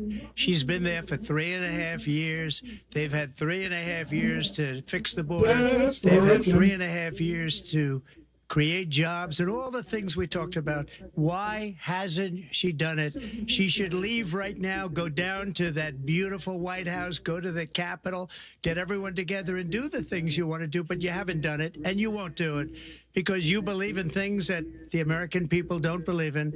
You believe in things like we're not going to frack, we're not going to take fossil fuel, we're not going to do things that are going to make this country strong, whether you like it or not. Germany tried that, and within 1 year they were back to building normal energy plants. We're not ready for it. We can't sacrifice our country for the sake of bad vision. But I just ask one simple question. Why didn't she do it? We're a failing nation. We're a nation that's in serious decline. We're being laughed at all over the world. All over the world, they're laughed. I know the leaders very well. They're coming to see me. They call me. We're laughed at all over the world. They don't understand what happened to us as a nation. We're not a leader. We don't have any idea what's going on. We have wars going on in the Middle East. We have wars going on with Russia and Ukraine. We're going to end up in a third world war, and it'll be a war like no other because of nuclear weapons, the power of weaponry. I rebuilt our entire military. She gave a lot of it away to the Taliban. She gave it to Afghanistan. What these people have done to our country, and maybe toughest of all, is allowing millions of people to come into our country. Many of them are criminals, and they're destroying our country. The worst president, the worst vice president in the history of our country. President Trump, thank you. And that is our ABC News presidential debate from here in Philadelphia at the National Constitution Center. I'm Lindsay Davis. And I'm David Muir. Thank you for watching here in the U.S. and all over the world, and from all of us here at ABC News. Good night. Good night. And we are here live on ABC with our post-debate comments. I'm Martha Raddatz. It was a lively debate from the economy to abortion to Afghanistan. They had it all, and it was historic, John Carl, fiery, Wow. Wow. That was quite a debate. And I'm Jonathan Karl here with, of course, Mary Bruce and Rachel Scott. Our reporters across the news division have been updating our live blog, looking at some of the allegations made back and forth, doing fact checks. You can find all of that on abcnews.com. But I would like to replay the moment at the very start of this debate, because it was quite a moment. The handshake. And if you look, Harris. Let's have a good debate. Thank you. I mean, Welcome quite a to you moment. both. First of all, because we hadn't seen a handshake. We hadn't seen a handshake in a long time. And she initiated that one. And Yes, she did. not only did she Immediately. initiate it, she walked over to him and sought him out, put the hands out, and also made the first words. And probably had a plan if he hadn't put his hand out either. Interesting. So more at the bottom line, what did you think? I think clearly what Kamala Harris wanted to do was be the candidate of hope, the candidate of the future. Donald Trump seemed angry within 4 minutes. I think we saw him going from very serious at the beginning, never really seemed to look at her, to just angry. I mean, really yelling at some points, trying to make his points. I don't think we heard a lot of policy and plans on either side of that, despite those questions over and over again. But what you had was that optic. You had Kamala Harris looking over, baiting him again and again and again. The microphones were muted when they weren't speaking, but many times she didn't need a microphone. We watched Donald Trump get mad and scowl through things. And, you know, John, we were all talking leading up to this about how this would go, what Donald Trump you would see. I think he had a plan for talking about what he saw as a next term, but then he was talking about rumors about people eating their neighbors' pets. So it really devolved into that. I mean, look, Kamala Harris didn't really explain some of the big questions that were out there about why she changed her policy views on so many things. Part of the reason is Donald Trump really was not effective in bringing the debate to her. I agree with you. I think that he looked not just angry, but also rattled. And in contrast, Harris, who, again, much of the world doesn't know, Harris looked like she belonged on the stage, looked like she is somebody that could serve as president. And that is certainly how the campaign is feeling tonight. I can tell you, the Harris campaign feels very good. They feel they had a very strong night, that she was in command, that she did look presidential, and that she was able, they feel, to hold Donald Trump accountable for his actions. And of course, that was their goal going into this, that she would be able to put Donald Trump's record under a microscope. And they feel that the strongest example of that was that exchange on abortion, where she was able really to blame Donald Trump directly to his face. I mean, she said, what you are putting women through is unconscionable. Yes, she goaded him. She flat out trolled him many times, got him off message, but she also talked directly to voters, even inviting them to a Trump rally to underscore that central argument in her campaign that she says he's only out for himself, that she argues she's out for the American people. Rachel? Yeah, well, look, the Trump campaign is going to be seizing on the fact that Vice President Kamala Harris did not do a great job today really explaining her policy shifts, right? And that is what they have been seizing on. They're really trying to define her for voters when voters have a lot of questions about her policy positions. At the same time, though, almost every single thing that Vice President Kamala Harris said tonight got under Trump's skin. And that is exactly what his allies and his advisors did not want to see. I can tell you, I do not think that part of Donald Trump's debate prep was people eating dogs in Springfield or comparing rally sizes. They wanted him to stay focused on the issues, especially the ones that he has an edge on Harris, economy and immigration. I mean, you want to get under Donald Trump's skin, you question the people at his rallies. And that was something else. Martha, you have? I have with us right now Governor Tim Walz, of course, the Democratic vice presidential candidate. Welcome, Governor Walz. How are you feeling? What's your reaction to the debate tonight? Martha, I'm feeling great because what I knew, and I think so many knew, and now many Americans know, is you saw a president for all America in Kamala Harris. You saw the confidence, you saw the vision, you saw the poise, and you saw the compassion for people, understanding she spoke about an economy that moves us forward, moves all of us forward, lets everybody be a part of it. And she continued to lay that out, whether it's reproductive freedom or how we start small businesses or making home ownership easier. And on the other side, You saw a nearly 80-year-old Donald Trump, angry, unhinged, and as you've been discussing, talking about things that are deeply concerning because they make no impact on the American public. He shouldn't be anywhere near the White House. And I have to tell you, if it weren't so dangerous, it reminds you of an old man yelling at the clouds. That was his thing. Get off my yard. That's what he did. I contrast that with the voice of Harris laying out the question for everything that matters. And so I think country can see what happened tonight. We'll keep pushing forward. That's the way that the country wants to see our politics be. She laid it out clearly. Donald Trump brought nothing tonight. Anger, resentment. Governor Walz, I do want to ask you, she did not answer questions on abortion restrictions. She never really answered that question. Can you clear that up where the Harris-Walz ticket stands on that?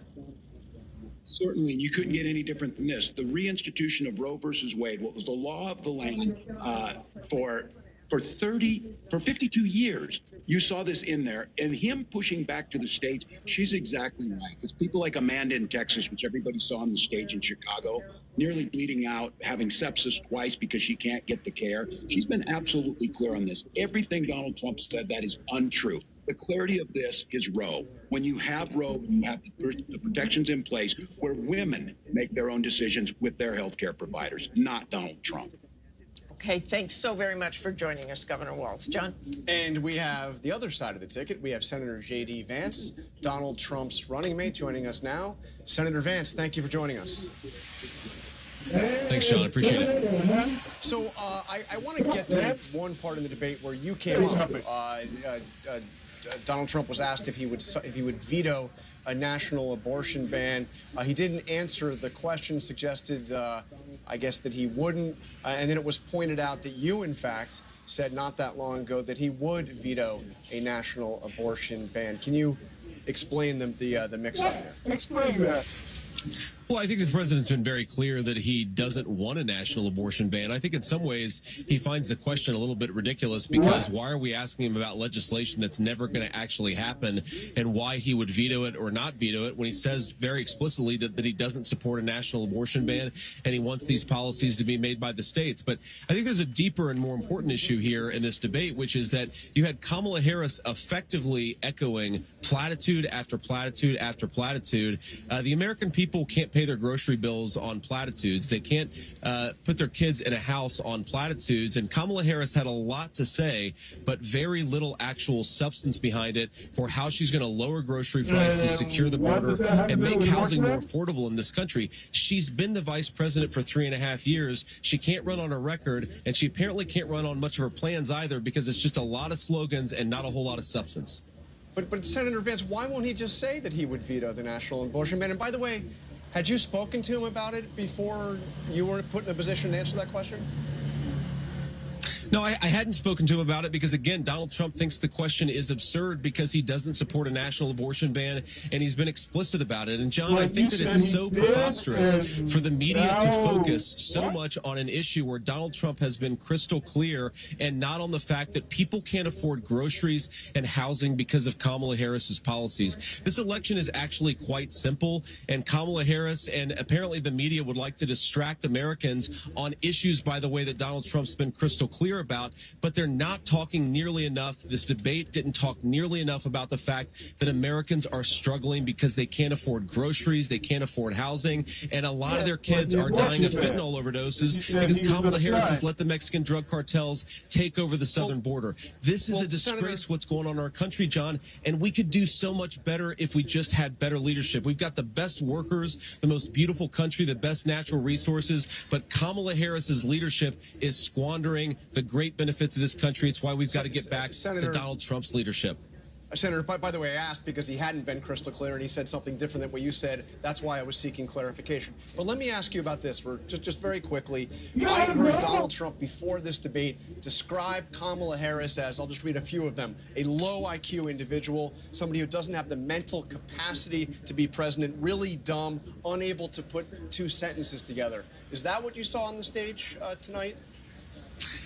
John, what I saw was a lot of slogans. I think the American people are smart, and Kamala Harris talks to them like they're children. She repeats these ridiculous platitudes where if you actually think about what she said, you realize that it doesn't make any sense. She talks a lot about her plans, but then her plans, when you analyze the substance, don't make any sense. And more importantly, John, the American people don't get fed on plans. She has been the vice president for 3.5 years. What she can't do, refuses to do, and has no ability to do is to say, I accomplished lower prices because she didn't, or I accomplished lower housing prices because she didn't, or I secured the southern border because she didn't do that. She has failed as vice president, and the fundamental question is, do we want to give her a promotion? I think the answer has to be no, John. All right, Senator Vance, thank you for joining us. Mary. One thing both sides can agree on, this was a consequential night in this race. More reaction when we come back. Stay with us. And that's it. That is the debate. Let's see what they're going to say tomorrow. They already said a lot tonight. But on whole, I think Kamala came up better than Biden, obviously. She did manage to score, at least from my point of view, she managed to score a couple of points. You know, like on abortion and the economy. Not so much the economy, because I feel like she should have mentioned more about like the Build Back Better bill, the infrastructure bill and stuff like that. She didn't mention any of that, Trump was basically Trump. Nothing new, So, we shall see. Vote blue! Vote blue! That's all. Vote blue! All right?